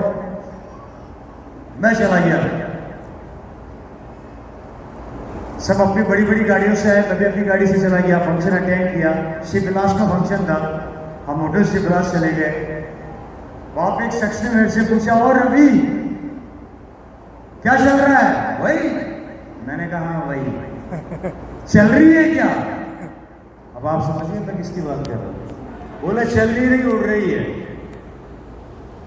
हम राउंड टेबल पे बैठ गए, बातें कर रहे थे। बातें करते करते उन लोगों ने बोला मैंने फैक्ट्री डाली, मैंने ये किया, मेरा पिछला टर्नओवर 200 करोड़ का, कोई कह रहा 500 करोड़ का, कोई कह रहा 700 करोड़ का। मेरे पास बात आई, मुझे बोला गया कि रवि भाई कोई अच्छा सा काम कर लो यार, अपने पिताजी की तरह कोई, अपने जीजाजी की तरह कोई शानदार फैक्ट्री खोल लो या कोई दुकान खोल लो। हेलो, मुझे बोला तो मैंने उनसे बोला भैया मेरा आरसीएम में क्या कमी है? अरे कोई इज्जत वाला काम करो। मैंने कहा इससे बेहतर इज्जत क्या मिलेगी? एक्चुअली बहुत देर तक उन्होंने आरसीएम की बुराई करी, उनको घमंड था अपने पैसे में। ठीक है साहब, बात आई नाक की। अब आरसीएम वालों में एक प्रॉब्लम है, जब तक चुप है चुप है, और फिर एक बार चालू हो गए तो फिर तो किसी के पापा भी नहीं रोक सकते। मैंने कुछ नहीं किया, मैंने अपना फोन निकाला, उन चारों से उनके फोन लिए, ऐसे टेबल पे बैठे थे, चारों फोनों को उठा के एक आदमी को दिया। मैंने कहा बाहर चला जा, दरवाजा बंद कर दे, 2 महीने तक इस कमरे में कोई नहीं आएगा, सिर्फ खाना आएगा। और 2 महीने बाद हम इस कमरे में 2 महीने तक फुटबॉल खेलेंगे, क्रिकेट खेलेंगे, कुछ भी करेंगे, वो हमारा सबका प्रॉब्लम है। 4 महीने 2 महीने बाद देखते हैं कि किसका बिजनेस चल रहा है और किसका बंद हुआ। बात समझ में आई? वो बोले तेरा दिमाग खराब हो गया है क्या? फैक्ट्री कौन संभालेगा? दुकान कौन संभालेगा? अभी भी यहाँ पर बहुत से लोग बैठे हैं जिनके दिमाग में दुकान चल रही होगी, टेंशन चल रही होगी धंधे की। अरे यार ये मीटिंग कब खत्म होगी यार, बाहर जाऊँ यार, फटाफट से निकलो यार, अरे यार मेरा माल नहीं आया यार, अरे यार दिमाग की दही कर दी। अरे ऐसी जिंदगी किस काम की जब बार बार फोन बजे। हमें देखो साल में एक बार बजता है। लाइफ ऐसी जियो ना जो बजे ही ना। वो टेंशन में आ गए। उन्होंने मेरे से एक बात बोली, अब एक बात बता, तेरा बिजनेस डिस्टर्ब नहीं होगा क्या? मैंने कहा नहीं होगा। बोला बता। मैंने अपना फोन निकाला, मेरा बिजनेस सेकंड्स में रिफ्रेश करो तो माइक्रो सेकंड में चेंज होता है। किसी को देखना हो तो ऊपर आके देख लेना कि मेरी जेब में घूम रहा है। मैंने रिफ्रेश किया 2000, रिफ्रेश किया 7000, रिफ्रेश किया 15000, रिफ्रेश किया 30000। बोले ये क्या हो रहा है? मैंने कहा बिजनेस चल रहा है।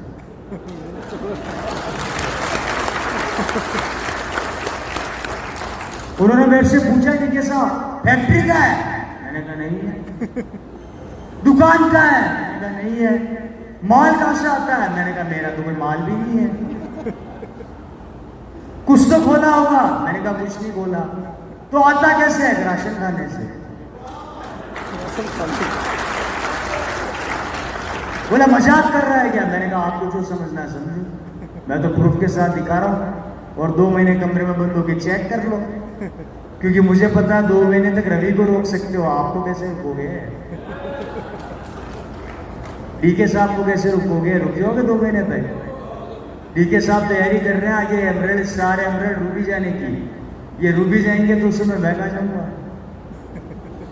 वो मेरी शक्ल देखते रह गए, बोले पॉसिबल ही नहीं है। मैंने कहा पॉसिबल है, और यही ताकत होती है नेटवर्क पावर की, बिजनेस की, जहां पर इंडिविजुअल आज भी काम नहीं करते, ग्रुप काम करते हैं। और जहां ग्रुप आपके लिए काम करता है, दुनिया की कोई भी ताकत आपको हरा नहीं सकती, आपको चुका नहीं सकती, आपको दुनिया के सामने शेरों की तरह खड़ा कर देती है। ये रवि शर्मा अगर 6 महीने कमरे में बंद भी हो जाए तो 6 चेक आएंगे। अरे मेरे दोस्तों, महीने का 5-6 लाख का तो जीएसटी भरता हूं। हिसाब लगाते रहना इनकम क्या है। पसीने आ जाते हैं अच्छे लोगों को 1.5 करोड़ की कार खरीदने में, धुआं निकल जाता है। मैंने अच्छे करोड़पतियों को देख लिया, 1.5 करोड़ की कार खरीदने से पहले 1.5 बार हिसाब लगाते हैं, 150 बार। ये 1 सेकंड में खरीद ली, कारण पता अगले महीने फिर आ रहा है। ये ताकत है इस बिजनेस की, लगाया क्या? वो मेरी शक्ल देखते रह गए। अरे किस्मत वाले हो, अपने से ज्यादा लकी कोई है ही नहीं। पूछो कैसे? मेरी एक बार टीसीजी से लड़ाई हो गई इसी बात पे। डीके साहब टीसीजी मेरे को बोले, उन्होंने मुझे बुलाया फैक्ट्री में। मैंने कहा आ रहा हूं। उधर टीसीजी भगते हुए आ रहे, मैं भी भगता हूँ। वो तेज चलते हैं, आपको पता है कि स्पीड बहुत तेज है चलने की। हाँ, अब वो तेज चलते हैं एकदम यूं। मैं भी चल रहा, क्या हुआ? अरे यार डिपो की गाड़ी नहीं पहुंची। मैंने कहा फिर? बोले माल नहीं पहुंचा। मैंने कहा आगे? बोले यार वो तुलसी पेंट का माल बनवाना वो नहीं बन रहा। मैंने कहा अच्छा। उधर हल्दी शॉर्ट पड़ गई, मिर्ची बनवानी है। वो कोई 50 बातें गिना दी उन्होंने मेरे को 2 मिनट के अंदर। मैं टीसीजी को बोला, मैंने कहा इतनी टेंशन है आपके काम में? बोला हाँ। तुम्हें आरसीएम ज्वाइन कर लो, तो परेशान क्यों होते हो?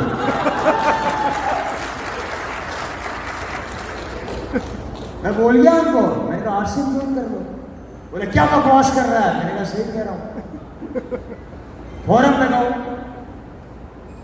बोले क्या बकवास कर रहा है? मैंने कहा सर टेंशन किसकी है? बोले मेरी क्या की टेंशन है? बोले कोई टेंशन नहीं है। मैं कहा 6 तारीख को अकाउंट में पैसा आना है, न मुझे कोई दुकान खुलवानी है, न मुझे कोई फैक्ट्री खुलवानी है। बताओ आप ज़्यादा सिक्योर, मैं ज़्यादा सिक्योर। एक काम करो, फॉर्म लगाओ, एक तरफ सौरभ जी को डालो, एक तरफ प्रियंका जी को डालो, रॉयल्टी पे मैं ले आऊँगा। वो मेरी शक्ल देखते रह गया, हंसने लग गए। बोले बात तो सही कह रहा है यार, मैं कब लगा रहे हो? और अब अभी भी हम जब टीसीजी से मिलता हूँ तो वो आंखों में बातें करते हैं। मैं इशारा करता हूँ कब है, वो हंसने लग जाते हैं। ये ताकत है। अब यहाँ पर मैं आपको ये समझा रहा हूँ, जब हम सबकी टेंशन कंपनी ने उठा रखी है तो हमारी टेंशन क्या है? क्या है? मात्र मीटिंगों में आना, 2 लोगों को बताना, सामान खाना, ये टेंशन है? अगर ये भी हमसे नहीं हो रहा तो फिर हमसे होगा क्या? इसलिए मेरे दोस्तों, इस काम को काम की तरह करो। मैं वादा करता हूँ ये बिजनेस आपकी ज़िंदगी को बदल देगा और आपके जाने के बाद आपके बच्चे की ज़िंदगी को बदल देगा। एक दिन आपका बेटा यहाँ पर खड़ा होगा, लोग उसके लिए तालियां बजा रहे होंगे, लोग उसके लिए तालियां बजा रहे होंगे। कुछ नहीं करना, आज यहाँ से निकलना, घर जाना, घर पर जाके अपना टारगेट सेट करना कि सितंबर में मुझे अपनी पिन बदलनी है, सितंबर में मुझे अपने बिजनेस को दोगुना करना है। ये कसम खा के यहाँ से जाओ, ये मेरे लिए नहीं कर रहे, मेरे कोई फर्क नहीं पड़ता आपके बिजनेस में आए या नहीं आए। एक समुद्र में लोटे जितना है, आपका टोटल जितना बिजनेस आता है उतना बिजनेस मेरा 4 घंटे में आ जाता है। मेरे कोई फर्क नहीं पड़ता, लेकिन मेरे फर्क इसलिए पड़ता है क्योंकि आप मेरे परिवार का हिस्सा हो और मैं चाहता हूं कि एक दिन आप इस लेवल पे पहुंचो। इसलिए पहला काम, एक टारगेट यहां से लेकर जाइए कि सितंबर में मैं अपने बिजनेस को दोगुना करूंगा। दूसरा टारगेट, यहां से पिकअप सेंटर पे जाना और आज से अपना सामान खरीद के अपने घर में लेकर आना, और सामान वो खरीदना जो कभी ना खरीदा हो, उसको काम में लो, उस प्रोडक्ट की क्वालिटी को समझो और देखो कैसा क्वालिटी और कैसा प्रोडक्ट है। लगातार ये करना है। तीसरा काम, अपनी अप्लायंसेस सीखो। ये 3-4 काम अगर आपने फोकस कर लिए 5 साल तक, तो आपकी जिंदगी में परिवर्तन आ जाएगा। इसलिए मैं दोस्तों यही कहना चाहूँगा, अपने टारगेट को सेट कीजिए, आगे बढ़िए, थकिए मत, रुकिए मत, हारिए मत। खोने के लिए कुछ नहीं है, पाने के लिए बहुत कुछ है। और जब जब डूबोगे, हम आपको डूबने नहीं देंगे, हम आपके लिए खड़े रहेंगे। आप जब जब बुलाओगे, हम आते रहेंगे। सिर्फ आपका हाथ और आपका साथ चाहिए। अगर आप हमारा मिल गए तो मेरा ध्यान सपना लेंगे, मेरा ध्यान रखेंगे, मेरा सपना करोड़ का, कोई कह रहा 500 करोड़ का, कोई कह रहा 700 करोड़ का। मेरे पास बात आई, मुझे बोला गया कि रवि भाई कोई अच्छा सा काम कर लो यार, अपने पिताजी की तरह कोई, अपने जीजा जी की तरह कोई शानदार फैक्ट्री खोल लो या कोई दुकान खोल लो। हेलो, मुझे बोला तो मैंने उनसे बोला भैया मेरा आरसीओ में क्या कमी है? अरे कोई इज्जत वाला काम करो। मैंने कहा इससे बेहतर इज्जत ना मिलेगी।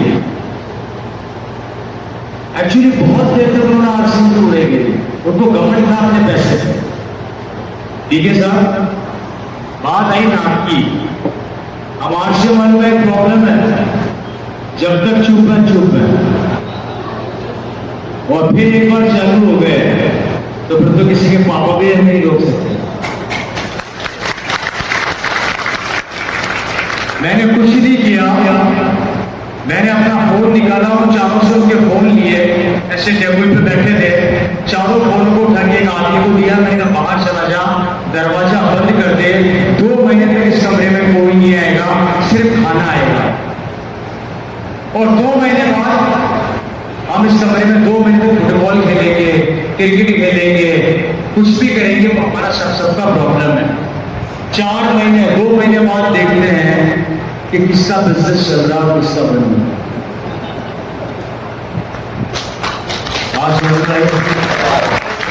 वो बोले मेरा दिमाग खराब हो गया है क्या? फैक्ट्री कौन संभालेगा, दुकान कौन संभालेगा? अभी भी यहाँ पर बहुत से लोग बैठे जिनके दिमाग में दुकान चल रही होगी, टेंशन चल रही होगी धंधे की।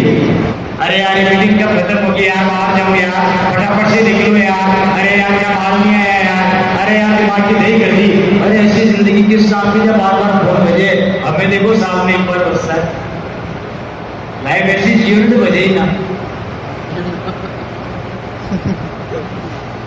वो टेंशन में आ गए, उन्होंने मेरे से एक बात बोली, अब एक बात बता, तेरा बिजनेस डिस्टर्ब नहीं होगा क्या? मैंने कहा नहीं होगा। बोले बता। मैंने अपना फोन निकाला, मेरा बिजनेस सेकंड्स में रिफ्रेश करो तो माइक्रो सेकंड में चेंज होता है। किसी को देखना हो तो ऊपर आके देख लेना, मेरी जेब में घूम रहा है। मैंने रिफ्रेश किया 2000, रिफ्रेश किया 7000, रिफ्रेश किया 15000, रिफ्रेश किया 30000। बोले ये क्या हो रहा है? मैंने कहा बिजनेस।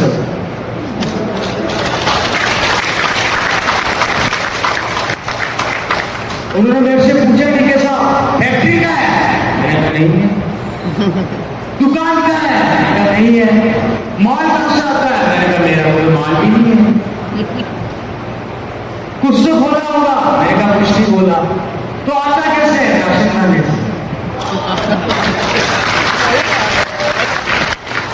बोला मजाक कर रहा है क्या? मैंने कहा आपको तो समझना है, मैं तो प्रूफ के साथ दिखा रहा हूँ और 2 महीने कमरे में बंद होकर चेक कर लो, क्योंकि मुझे पता है 2 महीने तक रवि को रोक सकते हो, आपको कैसे रोकोगे? डीके साहब को कैसे रोकोगे? रुक जाओगे 2 महीने तक? डीके साहब तैयारी कर रहे हैं आगे अप्रैल सारे अप्रैल रुकी जाने की, ये रुकी जाएंगे तो उसमें बैठा जाऊंगा। वो मेरी शक्ल देखते रह गए, बोले पॉसिबल ही नहीं है। मैंने कहा पॉसिबल है, और यही ताकत होती है नेटवर्क पावर की, बिजनेस की, जहां पर इंडिविजुअल आदमी काम नहीं करते, ग्रुप काम करते हैं, और जहां ग्रुप आपके लिए काम करता है, दुनिया की कोई भी ताकत आपको हरा नहीं सकती, आपको झुका नहीं सकती, आपको दुनिया के सामने सिर उठाकर ला सकती है। ये रवि शर्मा अगर 6 महीने कमरे में बंद भी हो जाए तो 6 कहेंगे, अरे मेरे दोस्तों महीने का 5-6 लाख का जीएसटी भरता हो, हिसाब लगाते रहना इनकम क्या है। पसीना आ जाता है 6 लोगों को 1.5 करोड़ की कार खरीदने में, धुआं निकल जाता है। मैंने अच्छे करोड़पतियों को देख लिया, 1.5 करोड़ की कार खरीदने से पहले 1.5 बार हिसाब लगाते हैं, 150 बार। ये 1 सेकंड में खरीदती कार और पता नहीं मैंने फिर ये ताकत है इस बिजनेस की, लगाया क्या? वो मेरी शक्ल देखते रह गए, अरे किस्मत वाले हो, अपने से ज्यादा लड़की कोई है ही नहीं। पूछो कैसे? मेरी एक बार किसी जी से लड़ाई होगी इसी बात पे, डीके साहब किसी जी मेरे को बोले, उन्होंने मुझे बुलाया फैक्ट्री में, मैंने कहा आ रहा हूं, उधर किसी जी भक्ते में आ रहे, मैं भी भक्ता हूं, तो तेज चलते, आपको बताऊं कि स्पीड बहुत तेज है चलने की। हाँ, अब वो तेज चलते हैं इंटरव्यू, मैं भी चल रहा, क्या हुआ? अरे यार डिपो की गाड़ी नहीं पहुंची। मैंने कहा फिर? बोले माल नहीं पहुंचा। मैंने कहा आगे? बोले यार तुलसी पैन का माल बनवाना वो नहीं बन रहा। मैंने कहा अच्छा, उधर हल्दी शॉर्ट पड़ गई, मिर्ची बनवानी है। वो कोई 50 बातें गिना दी उन्होंने मेरे को 2 मिनट के अंदर। मैं डीसीजी को बोला, मैंने कहा इतनी टेंशन है आपके काम में? बोला हाँ, मैं आपसे ज्वाइन कर रहा हूँ, परेशान क्यों होते?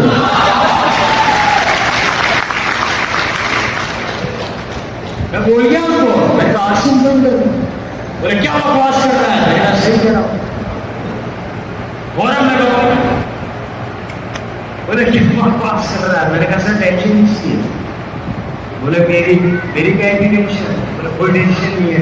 मैं 6 तारीख को अकाउंट में पैसा आना है, न मुझे कोई दुकान खुलवानी है, न मुझे कोई फैक्ट्री खुलवानी है। बताओ आप ज्यादा सिक्योर, मैं ज्यादा सिक्योर?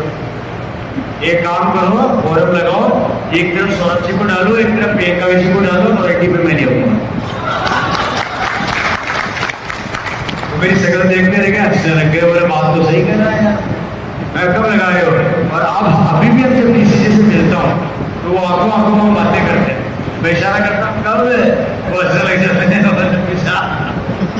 ये ताकत है। अब यहाँ पर मैं आपको ये समझा रहा हूँ, जब हम सबकी टेंशन कंपनी ने उठा रखी है, हमारी टेंशन क्या है? क्या है? मात्र मीटिंगों में आना, 2 लोगों को बताना, सामान खाना, ये टेंशन है।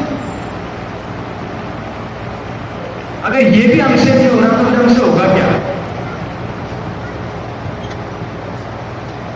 इसलिए मेरे दोस्तों, इस काम को काम की तरह करो। मैं वादा करता हूँ ये बिजनेस आपकी जिंदगी को बदल देगा, और आपके जाने के बाद आपके बच्चे की जिंदगी को बदल देगा। एक दिन आपका बेटा यहाँ पर खड़ा होगा, लोग उसके लिए तालियां बजा रहे होंगे, लोग उसके लिए तालियां बजा रहे होंगे। कुछ नहीं करना, आज यहाँ से निकलना, घर जाना, घर पर जाकर अपना टारगेट सेट करना कि सितंबर में मुझे अपनी पिन बदलनी है, सितंबर में मुझे अपने बिजनेस को दोगुना करना है। ये कसम खा के यहाँ से जाओ, ये मेरे लिए नहीं कर रहे, मेरे कोई फर्क नहीं पड़ता, आपके बिजनेस का आया नहीं है। एक समुद्र में लोटे जितना है, आपका टोटल जितना बिजनेस आता है उतना बिजनेस मेरा 4 घंटे में आ जाता है। मेरे कोई फर्क नहीं पड़ता, लेकिन मेरे फर्क इसलिए पड़ता है क्योंकि आप मेरे परिवार का हिस्सा। और मैं चाहता हूं कि एक दिन आप इस लेवल पे पहुंचो। इसलिए पहला काम, एक टारगेट यहां से लेकर जाइए कि सितंबर में मैं अपने बिजनेस को दोगुना करूंगा। दूसरा टारगेट, यहां से पिकअप सेंटर पे जाना और आरसीएम का सामान खरीद के अपने घर में लेकर आना, और सामान वो खरीदना जो कभी ना खरीदा हो, उसको काम में लो, उस प्रोडक्ट की क्वालिटी को समझो और देखो कैसा क्वालिटी और कैसा प्रोडक्ट है। लगातार ये करना है। तीसरा काम, अपनी अप्लायंसेस सीखो। ये 3-4 काम अगर आपने फोकस कर लिए 5 साल तक, तो आपकी जिंदगी में परिवर्तन आ जाएगा। इसलिए मैं दोस्तों यही कहना चाहूंगा, अपने टारगेट को सेट कीजिए, आगे बढ़िए, थकिए मत, रुकिए मत, हारिए मत। होने के लिए कुछ नहीं है, पाने के लिए बहुत कुछ है। और जब जब डूबोगे, हम आपको डूबने नहीं देंगे, हम आपके लिए खड़े रहेंगे। आप जब जब बुलाओगे, हम आते रहेंगे। सिर्फ आपका हाथ और आपका साथ चाहिए। अगर आप और हम मिल गए तो एक नया इतिहास बना देंगे, एक नया इतिहास रख देंगे। मेरा सपना पैसा कमाना नहीं है, मेरा सपना यहाँ पर आपके बच्चे को खड़ा करना है। क्योंकि दोस्तों, कहीं मैंने सुना था कि अगर आदत है आसमान को बिजलियां गिराने की, अगर आदत है आसमान को बिजलियां गिराने की, तो मुझे भी आदत है वहीं पर आशियां बनाने की, आशियां बनाने की, आशियां बनाने की। टिके रहो, चलते रहो दोस्तों। इतनी इनकम आएगी, पैसा रोक नहीं पाओगे। और ये 2 लाख 4 लाख कब होगा आपको पता लगेगा नहीं, और 4 लाख 8 लाख कब होगा आपको पता लगेगा नहीं। अभी मैं यहाँ पे कई लोगों को जानता हूँ जिनकी इनकम 1 लाख रुपए महीने से ऊपर है। 1 लाख रुपया महीना कमाने के लिए कितना इन्वेस्टमेंट करना पड़ता है, अपने दिल से पूछना। 1 लाख रुपया महीने का नेट प्रॉफिट कमाने के लिए कितना पैसा लगाना पड़ता है, कितनी माताबोली करनी पड़ती है। लेकिन यहाँ पे 5 साल की मेहनत और उसके बाद पूरी जिंदगी पैसा आते आते आते नहीं घटेगा। हम आपके साथ बने रहेंगे, आपके बिजनेस को आगे बढ़ाने के लिए दिन रात एक करेंगे, आपका हाथ कभी नहीं छोड़ेंगे। नेगेटिव मत होना, नेगेटिव लोगों की मत सुनना, टारगेट सेट करना, सामान की परचेज करना और हमारे साथ बने रहना। एक दिन आपके बच्चे को रवि शर्मा वादा करता है, ये पर लाके खड़ा कर दूंगा और दुनिया उसके लिए तालियां बजाएगी, दुनिया उसके लिए तालियां बजाएगी। और इसी के साथ बहुत जल्दी आप लोगों के लिए खुशखबरी है। ये हमारी कंपनी कैसी है, ये कंपनी कैसे प्रोडक्ट बनाती है, इस कंपनी का विजन क्या है, इस कंपनी की सोच क्या है, किस तरीके से कंपनी हमारे लिए काम कर रही है, इसकी फ्यूचर प्लानिंग क्या है, उन सबको ध्यान में रखते हुए आप लोगों के लिए एक शानदार अकेडमी का आयोजन किया गया है, जो 3 और 4 तारीख को अगस्त महीने में, राइट सर, 3-4 अगस्त को भिलवाड़ा होने जा रही है। जितने ज्यादा हो सके अपने लोगों को भिलवाड़ा लेकर जाना और उनको आंखों से दिखाना कि जिस सिस्टम से आप जुड़ रहे हो वो कैसे प्रोडक्ट बनाती है, जिस सिस्टम से आप जुड़ रहे हो वो किस तरीके से काम करती है। इसलिए 3 और 4 अगस्त अपनी डायरी में नोट कर लीजिए, अपनी टीम की टिकटें बुक करवाइए, अपनी रिजर्वेशन करवाइए। जिस तरीके से भी आप पहुंचने हैं वहां पहुंचिए और एक शानदार माहौल बनाइए और कंपनी की फ्यूचर प्लानिंग को समझिए कि आने वाले समय में कंपनी 2020 तक क्या प्लानिंग कर रही है और 2020 में ऐसे ऐसे प्रोडक्ट आने वाले हैं। हमें मना किया गया है बताने के लिए, हमें मना किया गया बताने के लिए, लेकिन 2020 तक ऐसे ऐसे प्रोडक्ट आएंगे जिसकी कल्पना आपने कल्पना में भी नहीं करी होगी। एक जमाने में हम कहा करते थे आरसीएम में सुई से लेकर हवाई जहाज तक होगा, वो समय भी आने वाला है, वो समय भी आने वाला है। एक दिन ऐसा भी आएगा कि आरसीएम से हवाई जहाज खरीदोगे और बिजनेस वॉल्यूम अकाउंट में आएगा। हेलो, वो दिन भी आएगा और आरसीएम से सुई खरीदोगे उसका भी बिजनेस वॉल्यूम आएगा। ऐसा समय आने वाला है। तो अब जिंदगी आपकी है, परिवार आपका है, बच्चे आपके हैं, डिसीजन आपका है, कमिटमेंट आपका है, क्या करना है और क्या नहीं करना है। अगर हमारे साथ हो हम आपके साथ हैं, और अगर आप हमारे साथ नहीं हो तो जैसी चल रही है चलने दो। अगर उससे सपने पूरे होते हैं तो रवि शर्मा खुद कहता है कि आरसीएम मत करना, और अगर सपने पूरे नहीं होते तो रवि शर्मा कहता है कि 5 साल एक बार करके देख लेना, आपके सपने आपके चरणों में आपके पाँव में होंगे। थैंक यू सो मच, बहुत बहुत धन्यवाद, नमस्कार, जय आरसीएम, जय आरसीएम, जय RCM. Thank you so much. और ये कुछ बुक्स है जो बाहर आपको अवेलेबल है, इन बुक्स को आप लीजिए, परचेज कीजिए और पढ़िए। इनमें एक से बढ़कर एक लोगों का अनुभव लिखा हुआ है कि किस तरीके से हम आगे बढ़ते हैं। और सबसे बड़ी बात, इस बुक्स में जितने भी लोग हैं वो सब एक जमाने में सड़क पर हुआ जहाँ सारे मिलेनियर हैं, तो इन सब की डिटेल आपको वहाँ मिल जाएगी और कुछ कार अवेलेबल हो जाएगी। Thank you so much. बहुत